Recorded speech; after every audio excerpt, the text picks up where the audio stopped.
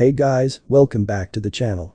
This is a story about what if Godly Naruto Otsutsuki God, harem. Before I start, please support for more amazing content and do consider subscribing to my channel and share this video with your friends.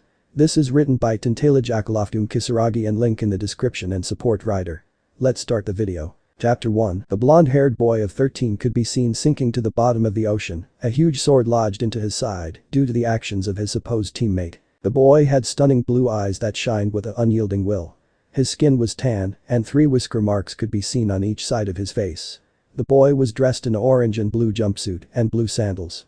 This boy is Uzumaki Naruto, and he was both drowning and bleeding out. All because his teammate Uchiha Sasuke had gotten upset that he had talked the enemy out of fighting, keeping the boy from gaining his oh so precious Sharingan. He, with what he thought was his last act in the world of the living, lifted up his middle finger and gurgled out, "Fuck you Sasuke team." He then blacked out, not knowing that his body had just been wrapped in a pure white shell of energy. Inside of the shell, 3 women appeared. The first of the 3 had long silver hair that spiked out everywhere. She had pale skin that seemed to shine in the shell. Her eyes were this stunning shade of gold that could make a dragon lick its lips in lust. From her head 2 thick horns could be seen poking out. Her ears were pointed and elegant.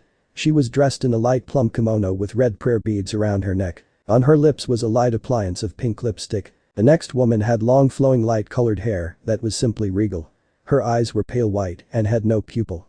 Her skin was also pale, yet didn't shine like the other woman's. In the center of her forehead was a vertical slit. Poking out of her hair was what looked like 2 horns. She was dressed in a simple high-collared harem-style kimono that was white and had black commas woven into collar and in the sides. She had a light appliance of purple lipstick on her lips and her fingernails were painted a royal purple. The last of the 3 women had long black golden blonde hair that seemed to shine with a supernatural light. Her skin was fair and blemish-free. Her eyes were large green emeralds, her pupils shining red rubies. The strange thing was the golden arch-like things on her side and back. She was dressed in a white and dark gray kimono that had a strange pattern going up the front. Around her eyes were thick gold lines. These 3 were Tsubasa or Shinigami, Otsutsuki Kaguya, otherwise known as Princess Kaguya or Cabot Goddess, and Kami, otherwise known as Arceus the goddess of Pokemon. Tsubasa, looking down at Naruto, gently removed the sword from his side. She then removed his shirt and jacket. Her eyes gained a cold fury, spotting the many scars covering his body, including what looked like the words demon spawn carved into his chest. She, turning to Kaguya and spotting the appalled eyes of the woman, said, "He is your one shot at redemption. You see, 13 years ago I sealed the 9-tailed fox inside of him due to Kami making a mistake during her paperwork, marking him as the Jinchuriki of said fox and my summoner not paying the price with his life. He was then subjected to treatment should ever go through. Tsukiyomi personally witnessed him almost being beaten to death 4 times. Amaterasu witnessed him almost being raped 6 times. I myself witnessed him be starved and he be crucified. What amazes all of us is that he hasn't snapped yet, nor has he been corrupted by the evil of life. No, he's still pure as the driven snow." Kami, realizing her mistake a few years ago, instantly started to paperwork to fix her blunder. She, gaining a happy smile on her face, said she just finished the paperwork and now things can be fixed. "Kaguya, you have been chosen to be his mother, as his true family left him to fend for himself in that damned village. Kami has been listening to requests to introduce a few of your children to this world and has decided to grant said request by allowing the Pokemon as a brand new summon that will go to Naruto. Don't worry, he won't abuse them or anything, in fact he'll probably see this as his family or precious people and protect them with his life. Also, could you maybe bless him with the powers of a few legendaries?" Kami, hearing this, smiled and said, "I can, but after Kaguya-san becomes his new mom." Tsubasa, hearing this, smiled and turned to Kaguya, who was already kneeling beside Naruto. She, gently touching one of his whisker marks, said, "He is going to be my new Sachi-kun. Such a strong will, such potential." She, turning to Tsubasa, asked, "Besides informing us of this and bringing us here, what else is your business here?" Tsubasa, giggling, said, "I'm here to give him the blessing of Tsukiyomi, Amaterasu, Susanoo, Izanami, Izanagi, Yami, Kami, and myself. As you know, that makes all 8 of the eternal deities to give him their blessing, which will turn him into a new god. Also to ask him what he wants to do with the Kyuubi." Kaguya, hearing this, nodded and asked, "How will I be turning him into my son?" Tsubasa, smiling, pulled out a very shiny and sharp needle. She said, "With this. It's been blessed by Kami ni and Izanagi Oji.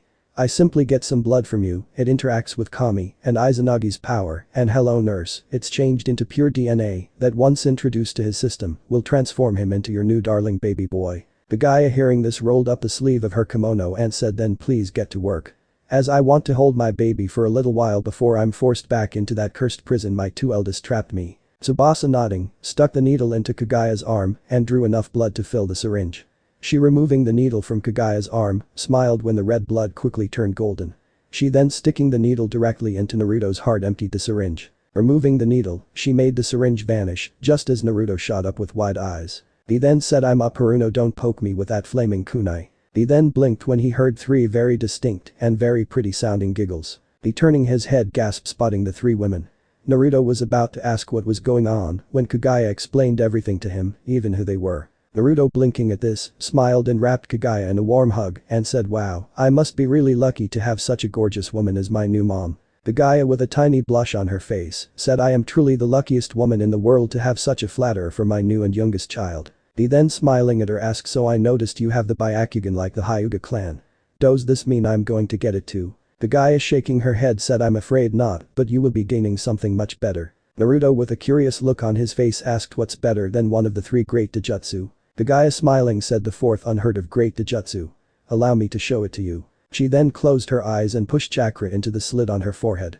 Naruto gasped when said slit opened up and an eye appeared. This eyes was dark red, with 6 large rings surrounding a single round dot. On each of the rings 6 Tomo sat, making a total of 36 Tomo in the eye. Did he forget to mention that the Tomo were snow white? Kagaya opening her eyes smiled and said, "Behold the fourth great Taijutsu Chaosigan. Eye of Chaos, it has all of the abilities of the other 3 Taijutsu, but amplified. For instance, the Byakugan can see almost 360 degrees in every direction and can see the chakra inside of someone's body. It can see the chakra in the air and allow you to manipulate the chakra all around you. Another for instance is the Rinnegan allows the user to wield all 5 of the elemental affinities. It allows you to not only do that, but to wield the elements and use the elements of light and shadow." Naruto hearing this said, "Whoa, that totally sounds badass mom." She giggling said, "It is baby. Now Kami-san has something for you." Naruto turning his eyes to Kami, gave her his full attention. Kami smiling said, "Alright Naruto-kun, I have decided to bless you with the powers of a couple of my more powerful exclusive children. The first will be Giratina, my little rebellious princess. She is the ruler of the distorted world and one of the most feared of my children. Next is Molters, he's the living embodiment of fire and is capable of producing flames that put the sun's flames to shame. Then we have Articuno, my little ice queen. She's literally the coldest of my children and can summon blizzards that could freeze an polar bear. Then we have Kyogre, who is said to have created the oceans while battling her older brother Groudon. She's literally a titan of the sea and when she primal reverts she can summon a storm that could flood the lands. Next to last we have Mutuo, who is one of the most powerful yet most awkward of my children. Don't get me wrong though, she can crush a mind or anything for that matter with just a thought. Last we have Zekrom, the Pokemon version of the goddess of storms. She has lightning in her control and isn't afraid to use it to get what she wants. She usually sides with the person with ideals." Naruto getting an image of each Pokemon felt like shitting his pants spotting Giratina, Kyogre and Zekrom. Mutuo reminded him of a Sasuke, while Molters and Articuno looked like giant birds to him. Kami smiling said, "You'll be able to meet and work with each of them since Kami has decided to allow you to exclusive privilege of summoning all of my wonderful children. Do treat them with love and care." Naruto smiling said, "I promise to treat them like they were my own flesh and blood and I never go back on my promises." Kami giggled hearing this. Tsubasa then stepping forward said, "Now for the last part. Otsutsuki Naruto, you have done something no mortal has ever managed to achieve. You have received not only the blessing of all 8 of the eternal deities, but have earned their respect.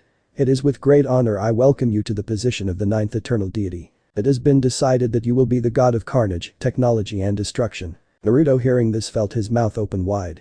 He shaking his head managed to stand and bowed deeply. He said, "I am deeply honored Shinigami-sama.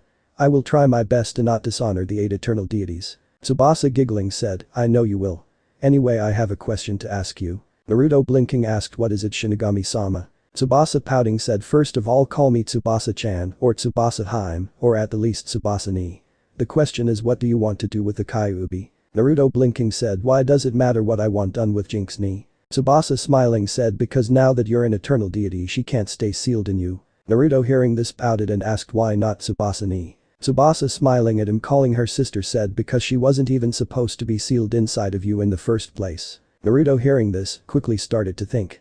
He getting an idea asked, "Can she be sealed in something else?" Tsubasa tilting her head asked, "Like what?" Naruto pointing to Zabuza's sword asked that. Tsubasa picking up said sword, tossed it a few times and said, "Sure, just as long as promises to be a good girl." Naruto cheered and said, "Yay, now Jinx-ni can stay by my side." Tsubasa giggling waved her hand and a red orb floated out of Naruto and slammed into the sword.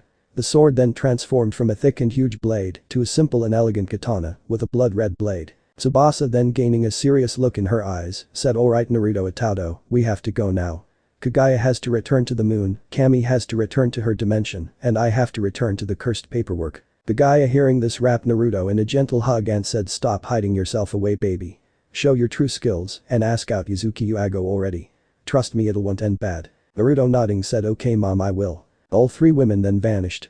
Naruto walking over to his new katana, picked it up and said alright Jinx you heard mom, it's time to pierce the veil. Chapter 2. He then closing his eyes took a deep breath and dropped the shell around him. Feeling the cold water hit his body, he closed his eyes and tried to focus on the power of molters, but was finding it really hard to focus with spotting all of the marine life all around him, including a hungry looking shark. He finally feeling a raging burning inferno inside of his body, tapped into it.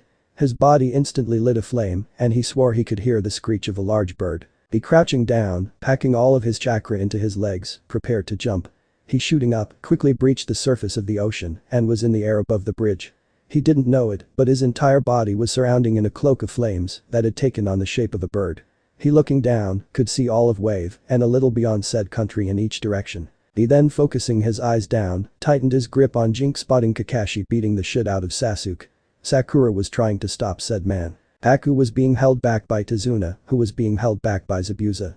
The only person who didn't look like they wanted to rip the arrogant Uchiha to pieces was his utterly useless fangirl. He groaning wondered why and how did he ever have a crush on such a useless being. He shaking his head turned his attention to the rather large army moving towards the bridge, led by what looked like a midget.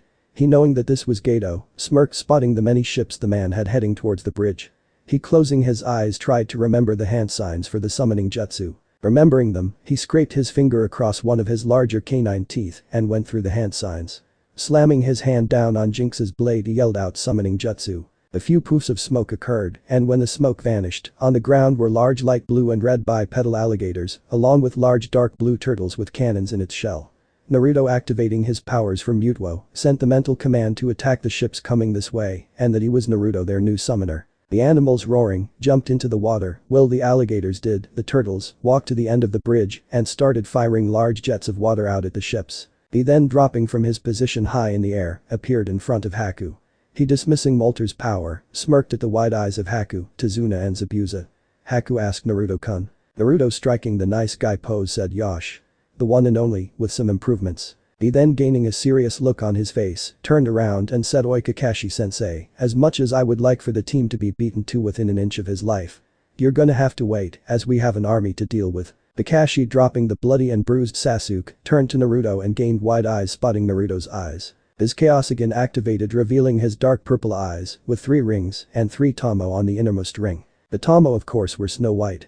Naruto spotting his reflection in Kakashi's headband, said I'll explain later sensei. He lifting Jinx onto his shoulder said, we have business to handle. He turning to Zabuza said time to show everyone why you're called the demon of the hidden mist. Looking at Haku he said, you don't have to fight if you don't want to Haku. He smirking at Tazuna asked hey old man got any sake left? Tazuna wondering why he asked this nodded and pulled out a large bottle of said beverage.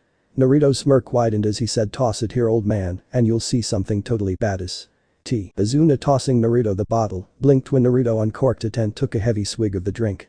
Naruto's cheeks were bulged out as he once again tapped into the powers of Molters and Mutuo.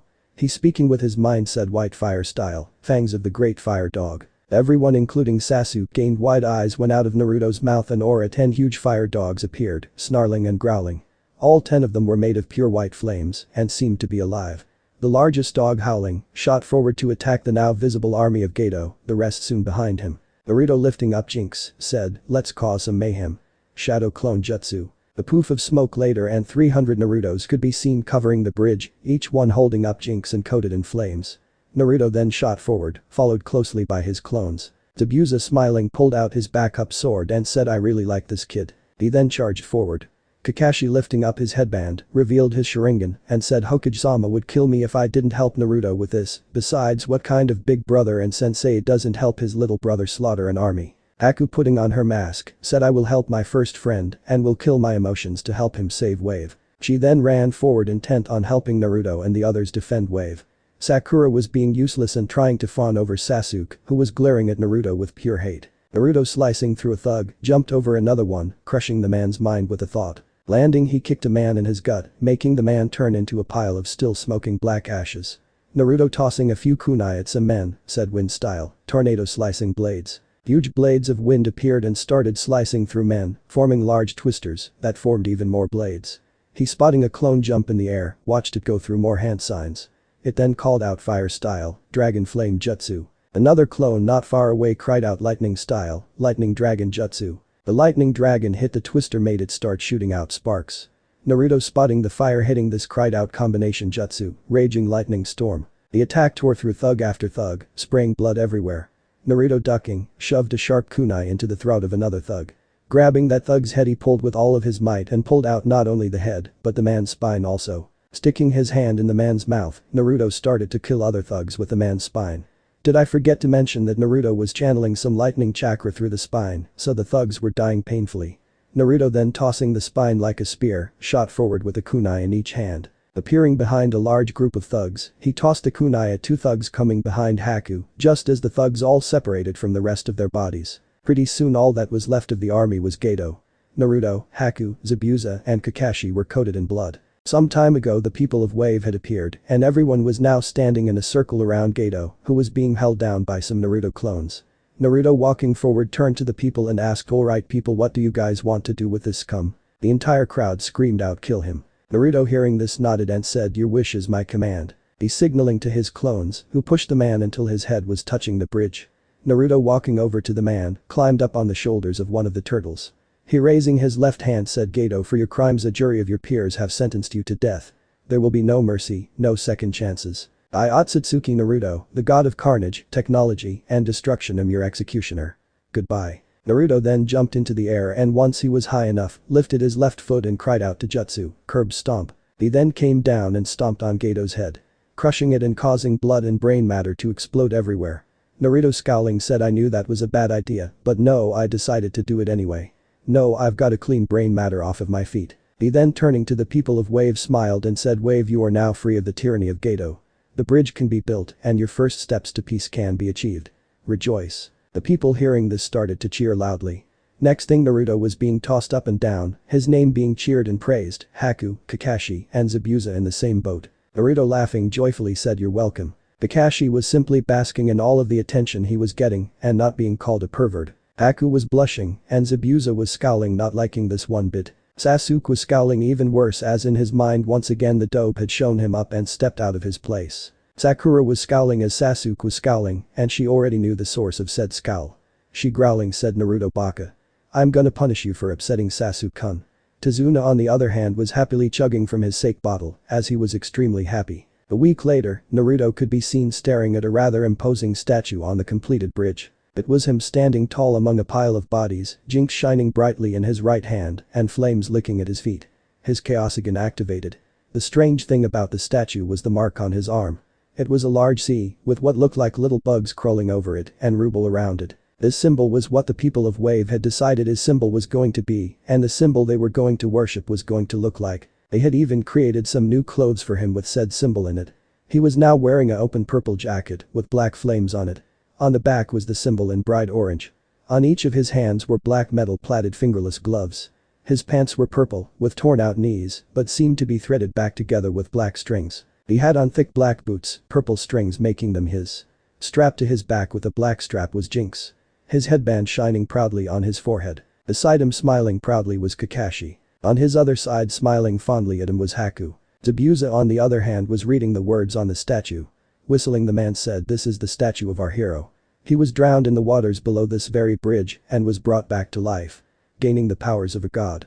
Beware all that trespass on this land seeking to do harm. The god of carnage, technology and destruction watches over this land, the land of his rebirth, the land of his first slaughter, land of his religion." He turning to Naruto said, "Damn brat, they really took what you said to heart. You know that they're going to start worshipping you even more now, right?" Naruto huffing said, "Whatever. Let's go to Konoha already before the fangirls swarm me again." Kakashi giggling said, "Welcome to the curse of the being baddest Naruto." Naruto ignoring this statement, turned around and walked off of the bridge, walking right by the bruised and limping Sasuke and the arm in a sling and talking with a slur Sakura. Haku, who was right behind him, sent a glare at both people, remembering how the two idiots tried to take Naruto's power and kill him for refusing to give it to him. She then giggled, remembering that Naruto did a less powerful version of his curb stomp on the Uchiha and broke Haruno's arm in 7 different places, then proceeded to shut the girl up by delivering a literally jaw-shattering punch to the girl's face. They had enjoyed peace and quiet for 6 days now. Kakashi behind her pulled out his book, already preparing himself for the earful he was going to get once they got back to Konoha. Zabuza, pulling out his own copy of Kakashi's book, wondered how Naruto was going to get him into Konoha. Haku was going to be no problem, but he was a missing ninja, a powerful one at that. Naruto himself was wondering how his little future genin were going to respond to their boss Big Brother being a literal god now. He then stopped and giggled slightly, already picturing the looks on the council's face. He right there swore to bring a camera to record the moments forever. Another week later the group finally arrived in Konoha, yet Sasuke was still limping. This time though he was limping because he tried to have his way with Haku, and not only did Naruto beat the shit out of the boy, but Haku made the boy sterile, and Zabuza was close to sending the boy to the rest of his clan. Luckily for him, Kakashi informed them that he was still needed for the Chunin exams. Naruto also said that the civilian council might flip out if Zabuza killed their precious Uchiha. Naruto, once inside of the village, leads Zabuza and Haku to the Hokage's office, Kakashi behind them. Kakashi and Zabuza noticed something though.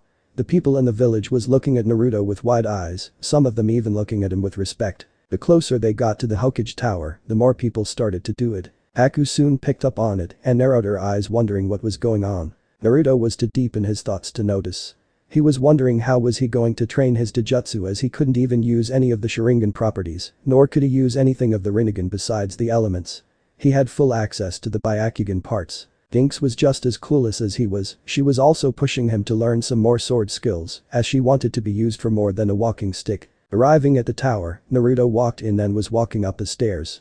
Once outside of the doors to the Hokage's office, Naruto snapped out of his thoughts and gained a great big smile. He, kicking open the doors, said, "Oi old man, you might as well give me the hat now, as I'm back not from a C-rank mission, but according to Kakashi-sensei a high A to a low S-rank mission." Sarutobi hearing this smiled and said, "I know Naruto." Naruto hearing this blinked and asked, "How do you know?" Sarutobi, pulling out a little black book, opened it to a saved page and tossed it to Naruto. He, catching it, looked at it and gained huge comical eyes. The reason why was because he was looking at a picture of him coated in flames, slicing through a thug with jinx. Kakashi was looking over his shoulder gaping like a fish. Zabuza was trying very hard not to laugh. Haku, on the other hand, was very worried for her first friend now. Kakashi then read Otsutsuki Naruto Aka, the god of carnage. Eye color, natural unknown, believed to have an unknown Taijutsu. Hair color, platinum blonde or silver. Height, 5 feet 4 inches. Weight, possibly 160 pounds. Rank, genin. Elemental affinities, Kanton, Futon, and Raiten. Summonings, strange turtles with cannons and ferocious bipedal alligators capable of taking down entire ships. As a sword that has a blood red tint and seems to be just getting used to it. Jinjutsu, skills unknown. Taijutsu skills, unknown, but known to have crushed Gato's head with a move he called the curb stomp. Ninjutsu skills, rather limited information, but knows the summoning, the shadow clone, a wind jutsu, 2 fire jutsu and a lightning jutsu, all being high ranked. And surround himself in flames that resemble a bird. Rank in bingo book, B note is the first genin to ever be put in the bingo book. He is a genin of Konohagakure. Naruto hearing this smiled and said, "Oh yeah. Now you'll surely give me the hat, old man." Sarutobi laughing said, "Maybe when you're placed in there as a S rank, but until then no." Naruto pouting said, "Mean." He, shaking his head, gained a serious look on his face and said, "Old man Zabuza Mamachi and his daughter Hakuyuko Mamachi are becoming Konoha shinobi, or I'll alert the Kunoichi population of a certain crystal ball that can pierce through anything." Sarutobi hearing this paled and said, "You wouldn't do that to your grandfather, would you?" Naruto snorting said, "Yes, if my grandfather doesn't make my friend and her father Konoha shinobi, and don't even try to call my bluff because I've got clones already in the village, with several of the more powerful Kunoichi gathered." Sarutobi hearing this sighed and said, "I knew letting Anko keep watch over you was a bad idea." Naruto making a victory pose said, "Damn right it was, old man. Anko ni taught me everything she knows, along with Ibiki Nai and Anachi-san." Kakashi giggled at the pale Sarutobi, who asked, "She took you to the T&I department?" Naruto laughing said, "Sure it did, claimed it would teach me to respect my elders. Instead of showed them how to get a prisoner to talk in 5 seconds. Last time I checked, Ibiki Nai was still trying to beat my record." Sarutobi sweat dropped at this. He then, shaking his head, pulled out 2 headbands and tossed them to Haku and Zabuza. He said, "Welcome to Konoha, and Anbu will lead the 2 of you to a home rented for you. Naruto, Kakashi, stay, there's something else you 2 need to know." Haku and Zabuza nodding left, of course, after Haku gave Naruto a hug. Once they were gone, Sarutobi sighed and said, alright Naruto, what I'm about to tell you Kakashi already knows. Please hold all of your questions until I finish. Naruto nodding, didn't even see when Kakashi put his book away. Sarutobi then said, Naruto, you are not an orphan. You are Naruto Uzumaki Namikaze, son of Namikaze Minato and Namikaze Uzumaki Kushina. You were born 13 years ago, when the Kyuubi attack. You have 2 older sisters. Kain and Akane. You have an older brother named Link, a twin sister named Naruko and have a younger sister named Natsumi. Yes, that means both Kushina and Minato are alive. While you were away, they came back to the village and not only did they announce who you really are, but removed you from your apartment. No one knew that they survived, not even me. I am telling you this because they are in the other room and have heard this entire conversation. Naruto hearing this felt his mind go blank for about 7 seconds. It then kicked back on and he instantly felt a burning hot rage build up inside of him. He could feel Jinx pushing her chakra into her sword. He could also hear her roar about bastards. Naruto clenching his fist, tried very hard to keep a tight lid on his emotions. That plan shot to hell when the door opened and his supposed family stepped out with large happy smiles on their faces. He clenching his eyes shut and gritting his teeth was barely holding his rage down, but he knew Kakashi could feel his rage as the man was right behind him. Kakashi on the other hand wasn't even trying to keep his down, he unleashed the full brunt of his killing intent and glared a hole into the family. Kushina smiling walked over to Naruto and said, hello Naruto-kun. How have you been, Sachi-kun? Hearing this woman say this, was it? Naruto snapped. All of his killing intent along with that of Jinx's flooded not only the tower, but the entire village. Every single living being was brought to its knees at the massive intent to kill. Sarutobi in the office was grabbing his heart trying to stop the massive heart attack he was getting from the powerful killing intent. Kakashi was trying to catch his breath. Kushina was down on the floor with wide eyes filled with fear. The rest of the Namikaze family was faring no better. Naruto opening his eyes revealed his menacing dark purple eyes. His eyes now had 6 tomo on the innermost ring. The pupil was also slitted. He glaring at Kushina with all of the hate he could muster said, don't you dare call me that. Kakashi shaking his head, reached over to Naruto and said, Naruto stop, you're going to kill the Sadame. Naruto capping his killing intent, stood from his chair. Walking to the door, he yanked it open. He turning to look at Kakashi said, I'll be in the forest of death if you need me Kakashi-sensei. Tell Ankoni this also. He then slamming the door shut, walked towards the forest of death. Sarutobi finally being able to breath said, oh dear sweat Kami.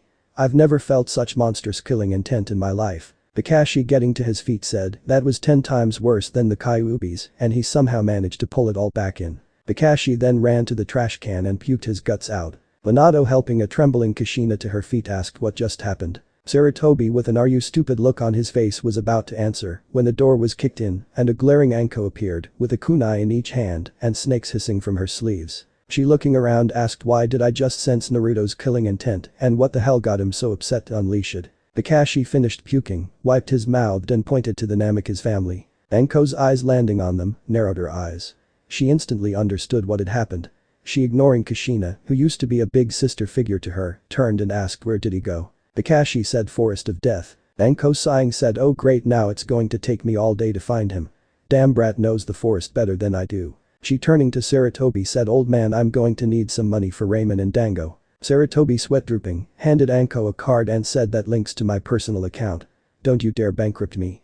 I still need to eat. Anko smiling too brightly said you bet old man, I'll buy you dango too. She was then gone in a swirl of leaves, leaving a cursing Sarutobi behind. Sarutobi shaking his head turned to the Namikaze family and with a cold glare, said now you can start explaining to Kakashi and myself why you left him in this village. Minato sitting Kushina down on the couch turned to him and said well you see it's like this. Chapter 3. When it was finished, Kakashi was looking at Minato and his family with eyes that said, you're the most idiotic man in existence and I hope Naruto kills you for his revenge. Sarutobi on the other hand was repeatedly banging his head on his desk. The ending his Little Rock concert he said Namikaze Minato, that is the most idiotic thing I have ever heard.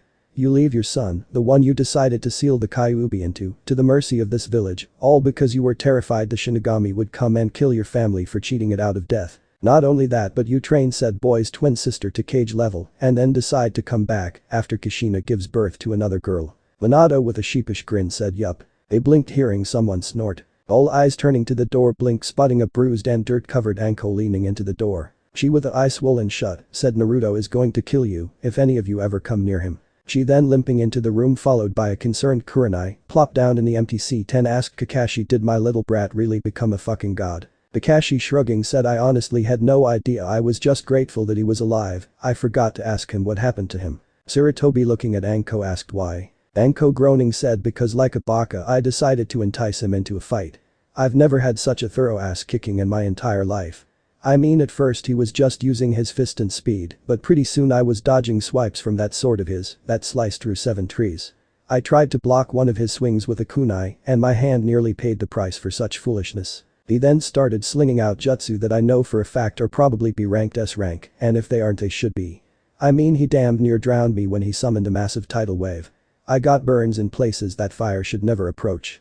I'm pretty sure my nipples are still swollen from how much lightning I got hit with. My leg is still trying to thaw out from when he nearly froze my legs. She then popping a joint in her shoulder said the craziest thing was that he kept vanishing and reappearing in front or behind me before hitting me with an attack.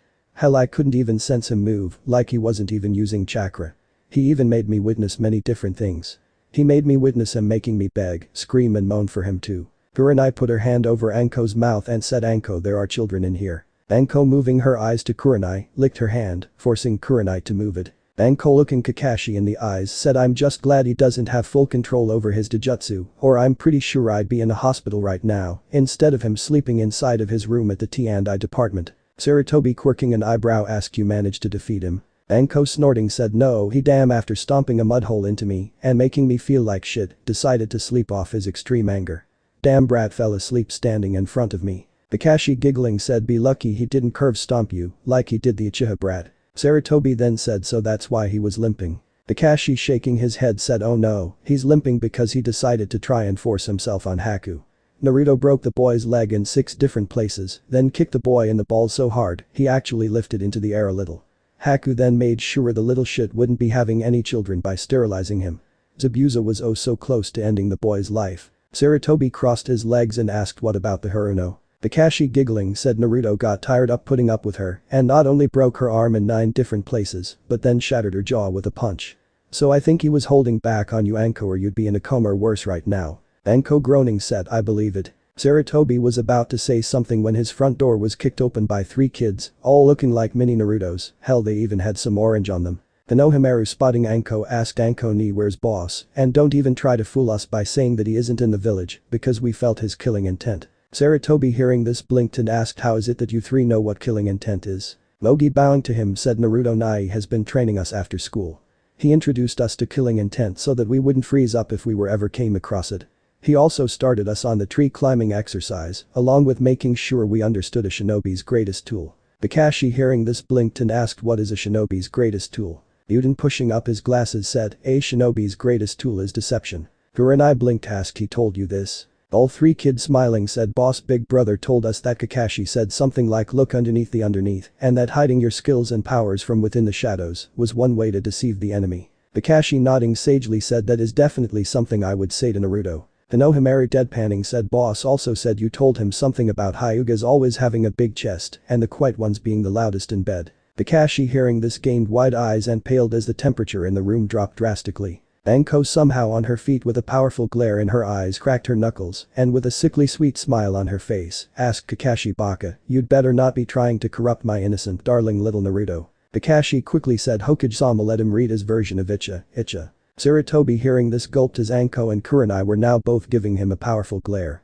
He then witnessed Kakashi vanish in a poof of smoke. He nearly cried when Konohamaru said, if Icha is that orange book the old man reads all the time, then he let me read it too. Mogi hearing this said, hey Kono, let's go find big brother. Yuden somehow knowing that the Sadain was about to be beaten, said yes, let's go find boss. The 3 kids then left, ignoring the pleading eyes of Sarutobi as Kushina, Kaien, Akane, Anko, Kurenai and the purple-haired Anbu slowly descended upon him. Minato, Link, Kakashi, Naruko, and a curious Natsumi wisely left the room. Later in the day, Naruto could be seen sitting on the stool in his favorite food place in the village. Dinks was attached to his back as he stirred his ramen with his chopsticks, not paying attention to much around him. He was deep in thought trying to process what he had learned. He was also slightly happy that he had unlocked more power of the Chaosagan.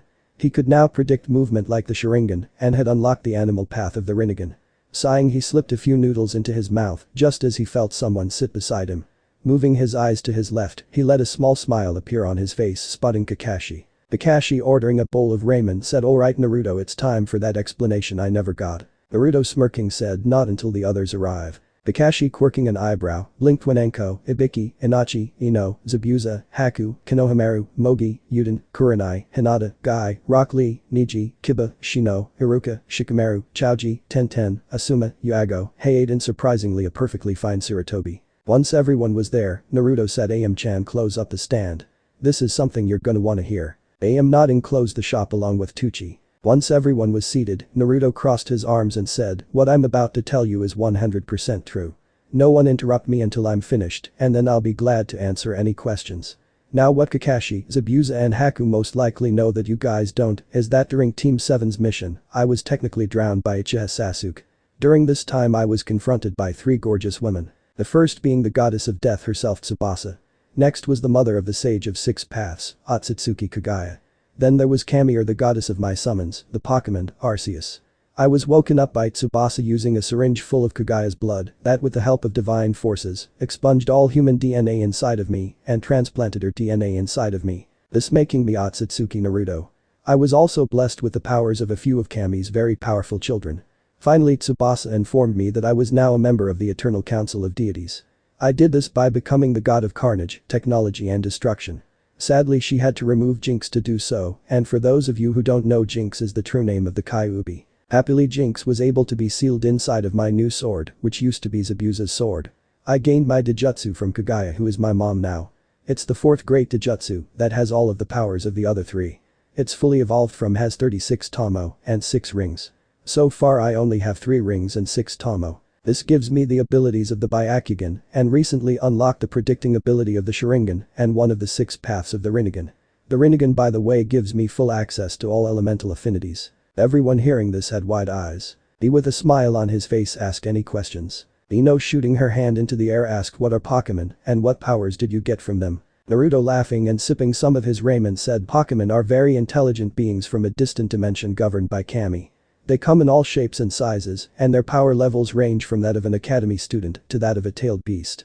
Most of the ones that could rival a tailed beast in power are legendary or rare. I will tell you the powers I got from them. First, let me inform you that Kami-chan gave me the powers of only legendaries.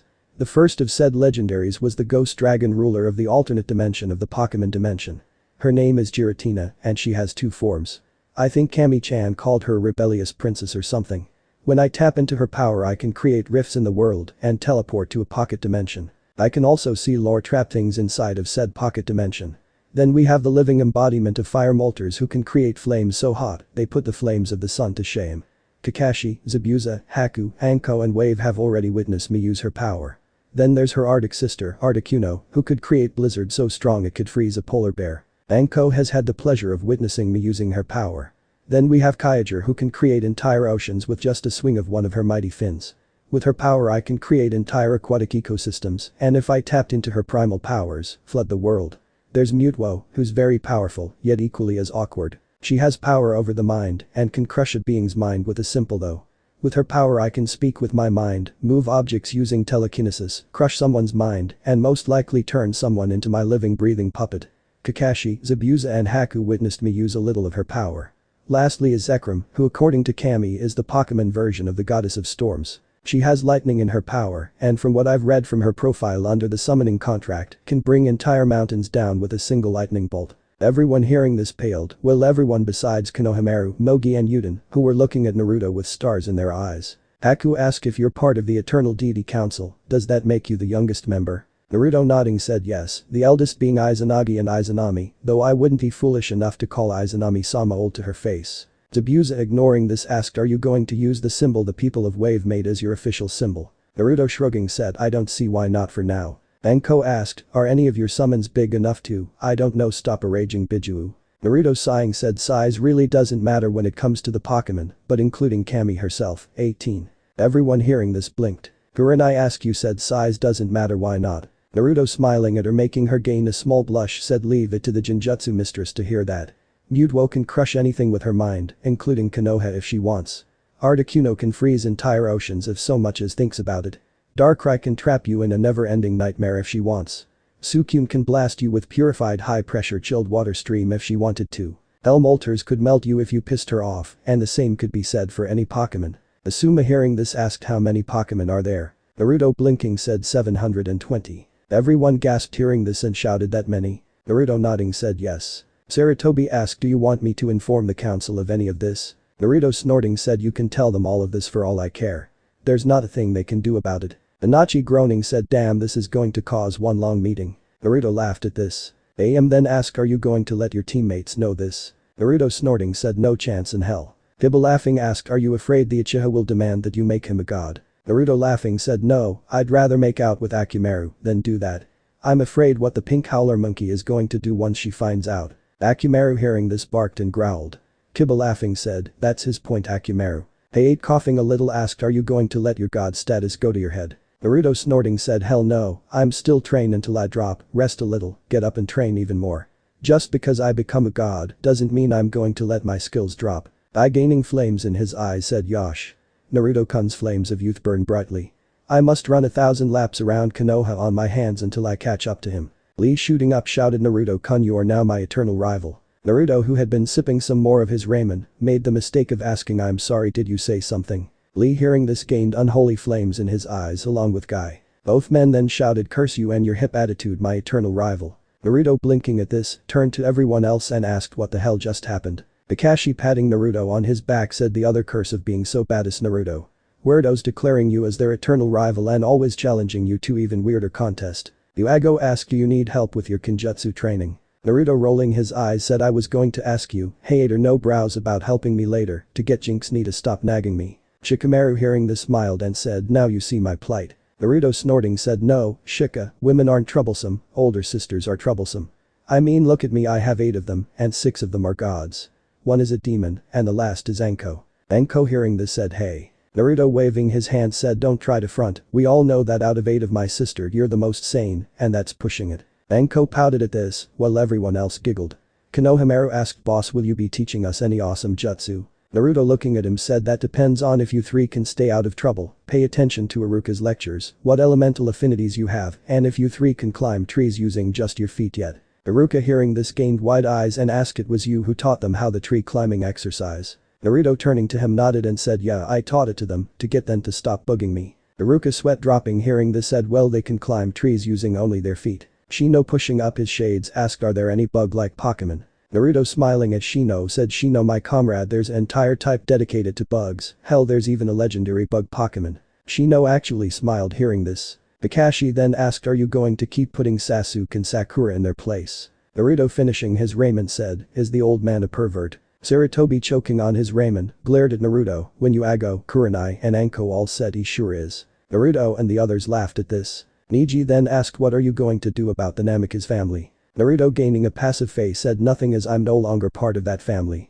I am Otsutsuki Naruto. He then turning to Sarutobi said by the way I'm gonna need my stuff put back in my apartment. Sarutobi nodding said I'll hire a Genin team to do so. Naruto snorting said fine just don't hire team 7 to do so or a certain secret will be told to a few certain high-ranked Kunoichi of the village. Sarutobi blanching said I wasn't even considering hiring team 7 for the mission. In fact team 10 will be doing the mission tomorrow morning. Naruto nodding said good.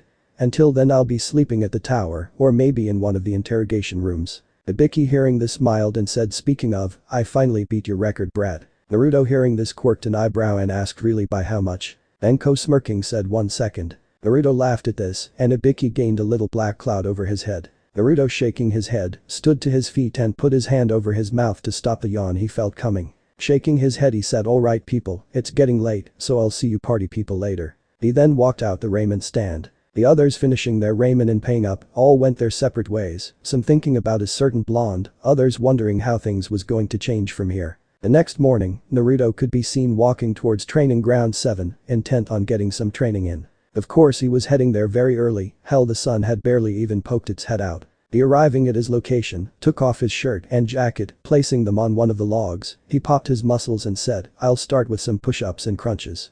Then I'll do some sprints. I'll work on my hand sign speed while doing the sprints and push-ups.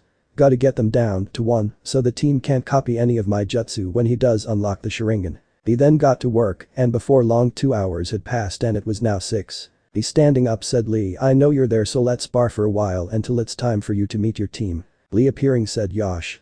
I accept your challenge, Naruto-kun. I will give it my all. Naruto rolling his eyes said yeah, whatever, let's just go. He and Lee then vanished and an intense spar was soon rocking the training ground. When Sakura appeared an hour later, she was now perfectly fine. Her eyes widened, spotting the damage done to the training ground, and two people locked hands inside a deep hole near the center. She, in her delusional mind thinking that this was Sasuke finally putting Naruto Baka in his place, ran over to the hole and gained wide eyes. Naruto could be seen standing there, sweat dripping down his body, his Chaosagan activated and locked on Lee, who was equally sweaty and trying to punch Naruto. Naruto gritting his teeth said, damn Lee. You're really making me sweat. Lee smiling said, as are you, Naruto-kun. Exactly as I expected from my eternal rival. Naruto then started to push more chakra into his body, feeling Lee doing the same. Sakura was blasted away by the immense chakra both boys were putting out. Naruto's being a dark red, almost the color of blood, while Lee's was the normal blue. Sasuke, who arrived seconds after Sakura, was scowling at this, not believing what the dope was doing. Kakashi then appearing, blinked, spotting Naruto and Lee not too far from him. He wasn't surprised when Guy and his genin appeared. I spotting Naruto and Lee said Yosh. These two are stroking their flames of youth. Look at how intense Naruto-kun's eyes are. Niji rolling his eyes, said Guy-sensei, stop speaking of the flames of youth. Then Ten wasn't saying a word because she was too busy drooling at Naruto's muscled upper body. Kakashi, realizing that he needed to break this little spar up, said yo Naruto. The fangirls are coming. Naruto, hearing this, quickly separated himself from Lee, appeared behind Kakashi and asked where are those cursed beings coming from. Kakashi, I smiling, said I was just kidding Naruto, because if they were really coming I'd already be gone. Now come on, let's go get a D-rank mission. Naruto, moving from behind Kakashi, placed his hands behind his head and said sure Kakashi-sensei, but we'd better not be chasing Tora again. Kakashi, now reading his book, said we're not. He then walked out of training ground 7, Naruto right beside him, followed by an scowling Sasuke and an angry Sakura. Chapter 4. 4 days later and Naruto was chasing Konohamaru, Mogi and Yuden, as he was helping the three with their speed by playing a game of ninja with them. Sakura had said something rude, but Naruto had pulled a Kakashi on her, making her very upset. Anyway, the three kids had just turned the corner when the sound of something colliding with something else could be heard. He then heard Konohamaru say, ow, that hurt. Moving around the corner, his eyes narrowed, spotting some boy from Suna with a black hood on that had cat ears holding Konohamaru up by his long blue scarf. This boy had purple lines on his face that strangely looked like makeup. Standing behind him with a bored look on her face was a blonde-haired girl with a huge fan on her back. The makeup boy, growling, said, that hurt you, little twerp. The girl said, put him down, Kankuro, we don't have time for this.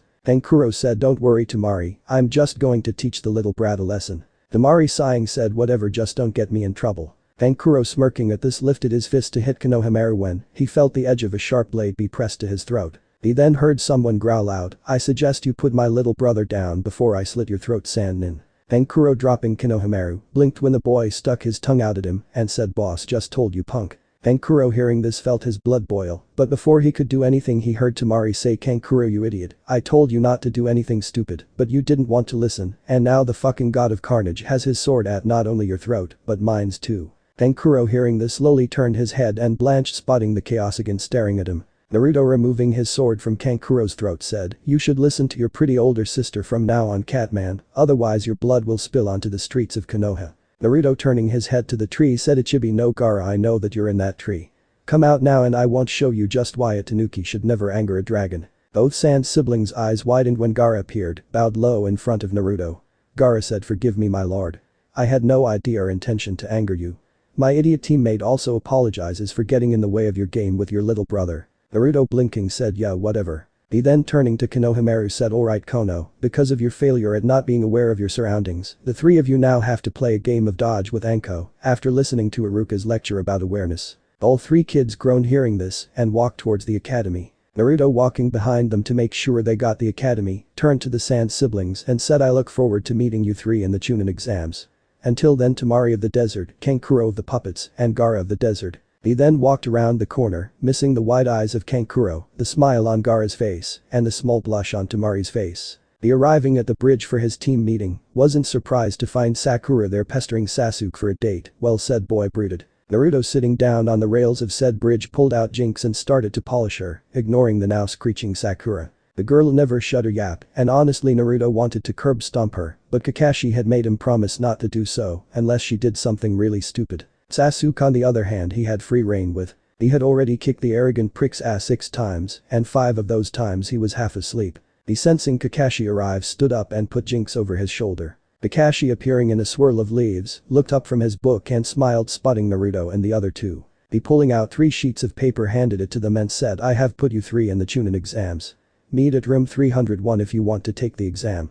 Even if you don't I'm proud of you guys. He then vanished. Naruto snorting at this, decided that he would spend some time with Yuago, or maybe Kurenai. Vanishing in a small blizzard he appeared in training ground 8. Spotting Kiba, Shino and Hinata walking away he wondered where Kurenai was. He closing his eyes tapped into his psychic powers. Reaching out with his mind, he blinked finding Kurenai's mind not far away, trying to push some emotional pain away. Appearing beside her, he sat down on the log and asked what's wrong Kurenai-sensei. Kurenai turning to him, tried to wipe the tears from her eyes, and said nothing's wrong. Naruto frowning gently grabbed her hand and said you know I hate it when you lie to me. Kurenai hearing this sighed and said I was going to tell Asuma how I felt about him when I walked in on him making out with Haruno Mibiki. Naruto scowling said, it broke your heart didn't it? She turning away said yes, my heart feels like it's breaking into a million different pieces. Naruto sighing, said you can lean on my shoulder to cry if you want. Kurenai shaking her head said no, I need to be a strong Kunoichi. Naruto rolling his eyes said bullshit. You need to let your emotions out or they'll just boil over at the most unfortunate time. Hence why Ankoni and myself always pick fights with each other, letting us relieve any pent-up emotions we may have. Kurenai hearing this giggled and said is that why she's been covered in bruises for the past week? Naruto snorting said she's not the only one with bruises. He lifting up his shirt, revealed his chiseled upper body. A large bluish bruise on the center of his chest, along with a small bruise over his right rib. She gasping asked how many bruises do you have? Naruto laughing said those are the only 2, because I've been working on my regenerative powers. It seems as though I can heal myself with ease, as long as it's within 5 minutes from my last healing. Haku-chan has a theory that since I'm the god of carnage then if I slaughter an army of something like that then maybe I'll heal even faster. Kurenai hearing this sighed and asked am I pretty Naruto? Naruto blinked hearing this and said Kurenai-sensei you're one of the most gorgeous women I have ever seen. Not only are you intelligent but you're a dedicated jonin sensei and not afraid to put a pervert in their place. You have a beauty that most people would kill to have, yet you don't have a bit of arrogance inside of you. Your ruby red eyes sparkle in the light, yet when they need to be, can be like ice cold lakes. Your flawless alabaster skin, that sometimes twinkles in the light. Your long wavy black hair, that could captivate the entire world. He didn't know it, but his sincere words was causing a huge blush to appear on Kurenai's face. He turning to her noticed the blush, but chose to ignore it. He smiling asked you wanna hear a song I've been working on Kurenai-sensei? She shaking her blush away said sure, just as long as it's not perverted. He smiling reached into his pocket and pulled out his black Gibson guitar. He then getting it ready took a deep breath and said, I hope you enjoy this song Kurenai-sensei. It's called Walk on Water or Drown. By Mayday Parade I don't own. Well this hurts me more than I can stand to say in just one sitting. You left the room so I can pray so I'll pace the halls to see if I could find a hole in something or maybe places to escape. Oh but everybody knows this is the part of breaking down in anybody's arms I'm reaching down and hoping this one Zura's God please let this stay. And then I fell into pieces and she fell into me saying play this song. It's been too long since I have heard you sing. You got here just in Tomato let me know I was worth it's nothing more than for the heart too proud to breathe but I'm too scared to say the things worth saying who knew this trip would be this hard. As I'm looking to the sky to count the stars see wonder if you see them where you air 'em down on both my knees and pray to more brings no pain. And then I fell into pieces and she fell into me saying play me a song.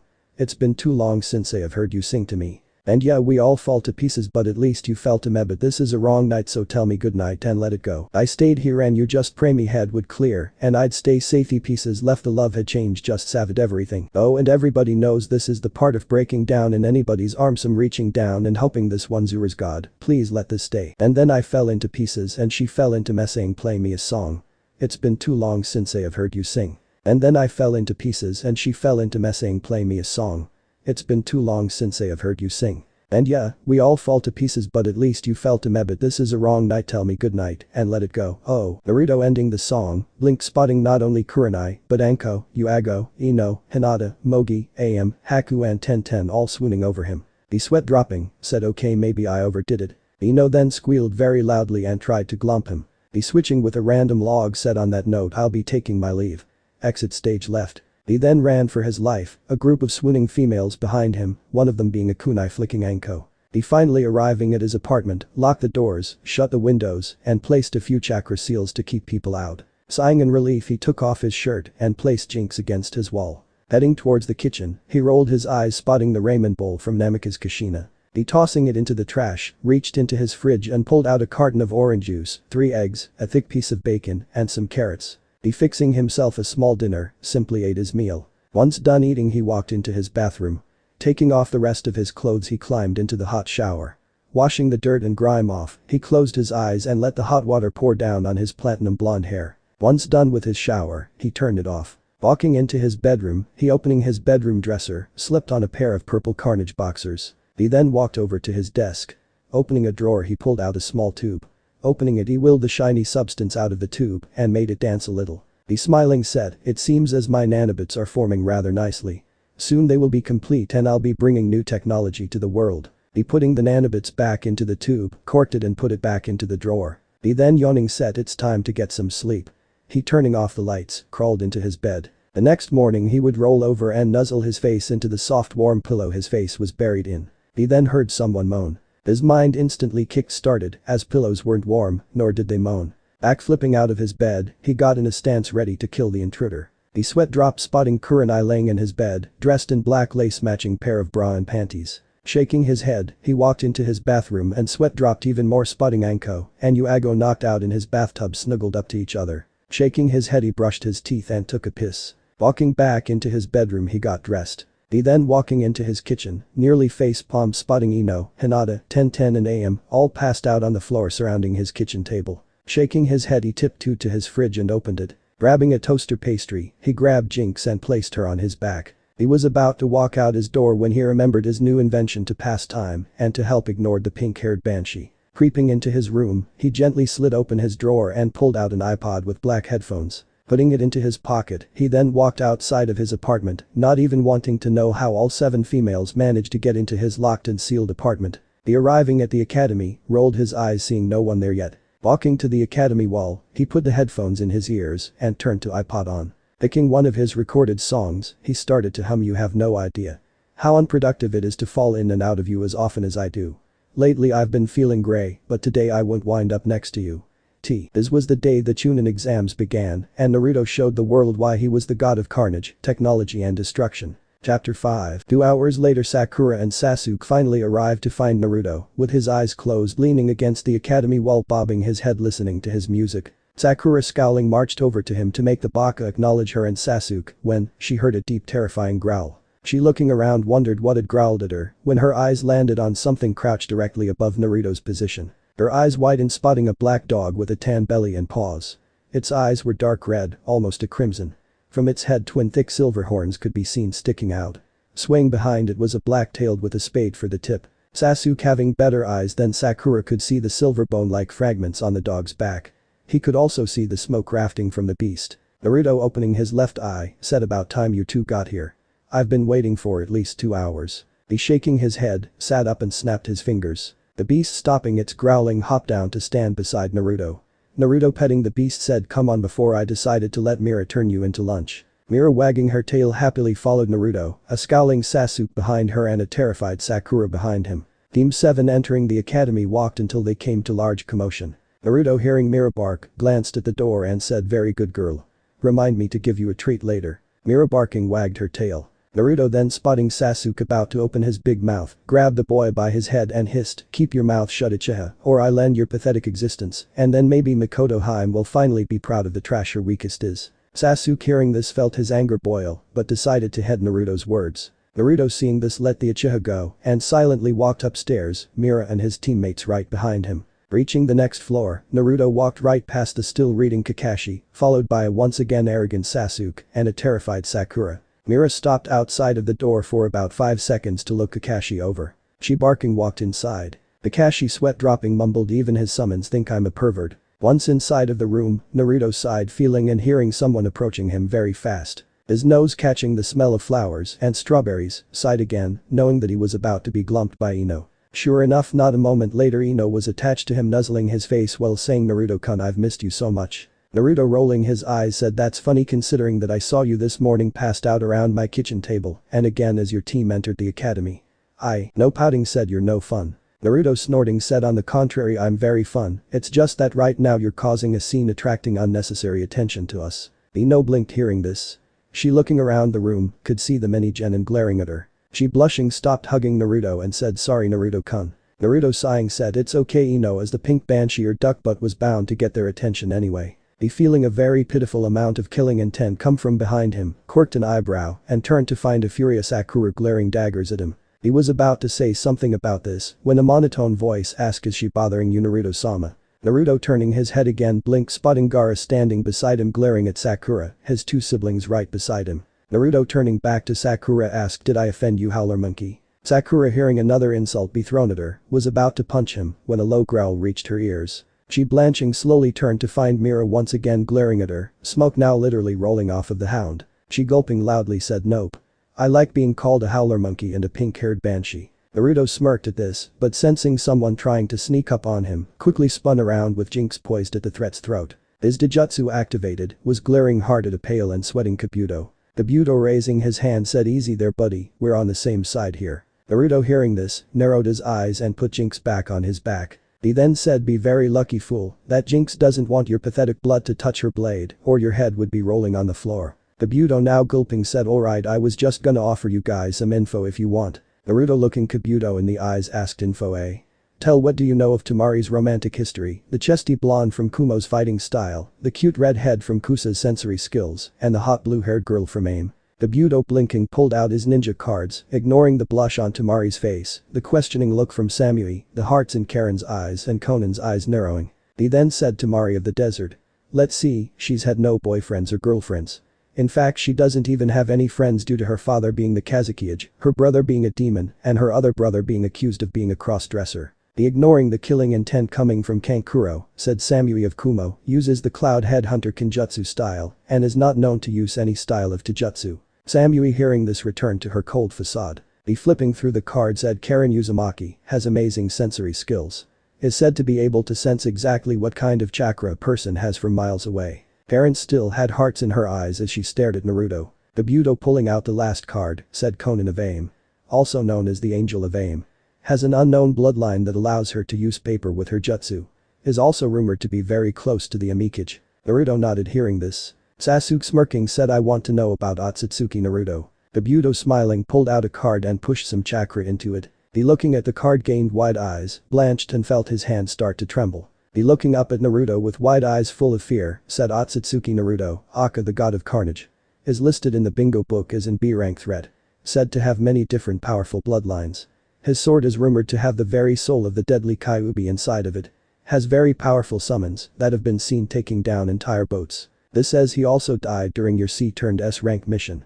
It is unknown how he came back to life, but it is said that he burst from the ocean shrouded in a flaming cloak, looking much like the mythical phoenix. Naruto petting Mira ignored all of the eyes on him, well he did until he felt the intense stare of Conan. Winking at her he smirked when the cold-looking woman blushed. Sasuke with wide eyes was about to protest all of this when a large poof of smoke occurred. When it cleared standing there reading an orange book was Abusa Mamachi, a sword resting on his back. He lazily said alright brats to your seats, it's time for the written part of the Chunin exams. Everybody quickly took a seat and Naruto wondered if Kami was upset at him or something as he was sitting in the middle seat. Samui sitting to the left of him and Conan on the right. Mira was laying down at the front of the class but still was searching for any threats to her master. Zabuza then explained the rules and began the exam. Naruto flipping over the exam, looked at the paper and didn't know a single answer. He knowing that this test was about information gathering, tapped into Muto's powers and got the answers from Shikamaru not even wanting to go near Sakura's mind. Once finishing his paper, he flipped it over and decided to read some minds. He decided to start close, breached Conan's mind. She was thinking the Kyuubi Jinchuriki is a B-rank threat in the bingo book, has some unknown bloodlines, and his summon looks rather deadly. I wonder how Nagato will react to this. He'll most likely send out Kisame and Hitachi to capture or test the Jinchuriki. How he doesn't see that Hitachi is clearly protecting the boy from inside of the Akatsuki I don't know. Can't say I blame her though he is rather cute. Naruto storing all of the information he had just gotten, turned to Samui. She was thinking so he is the one Raikage-sama wants me to seduce.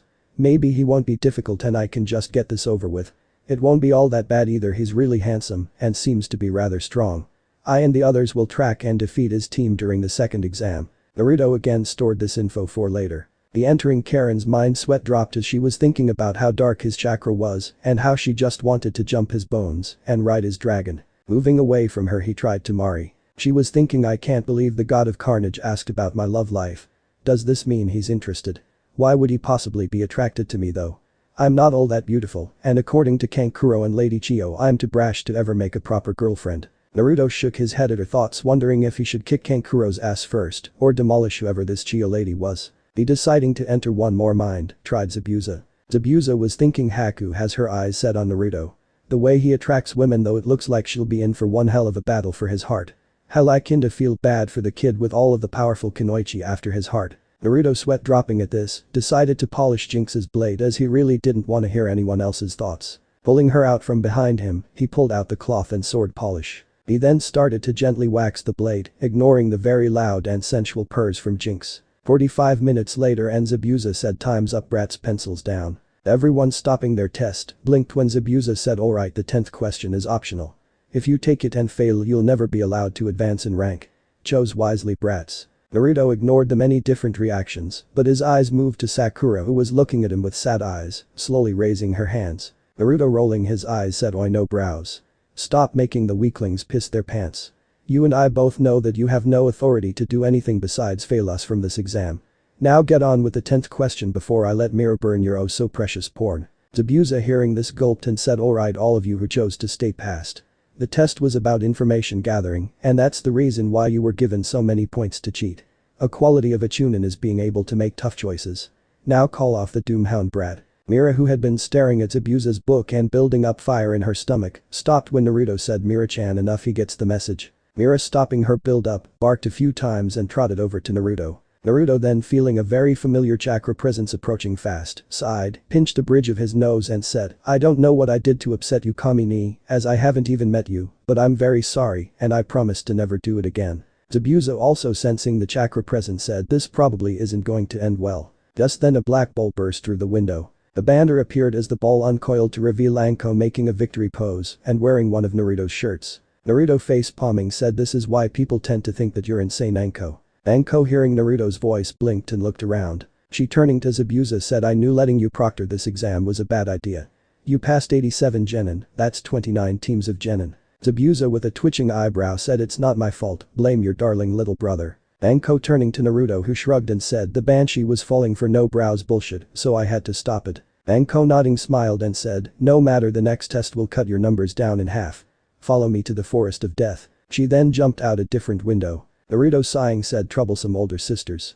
Come on Mira. He then jumped out the first window Anko broke, followed by Mira. The other genin quickly followed the two of them, leaving behind a sweat-dropping Zabuza. Naruto arriving at the gates to the forest of death, rolled his eyes spotting Anko consuming skewer after skewer of dango. He shaking his head sat down beside Mira and started to pet her. Mira feeling Naruto pet her started to pant in happiness and wag her tail. An hour later the rest of the genin arrived. Anko spotting them smiled and quickly explained the exam they were about to take. Sasuke being his usual arrogant self, said something, but quickly shut his big mouth when Anko sliced his right cheek with a kunai of hers. She of course being Anko licked the blood out of said cut. She then made the most disgusted face and said your blood is not tasty.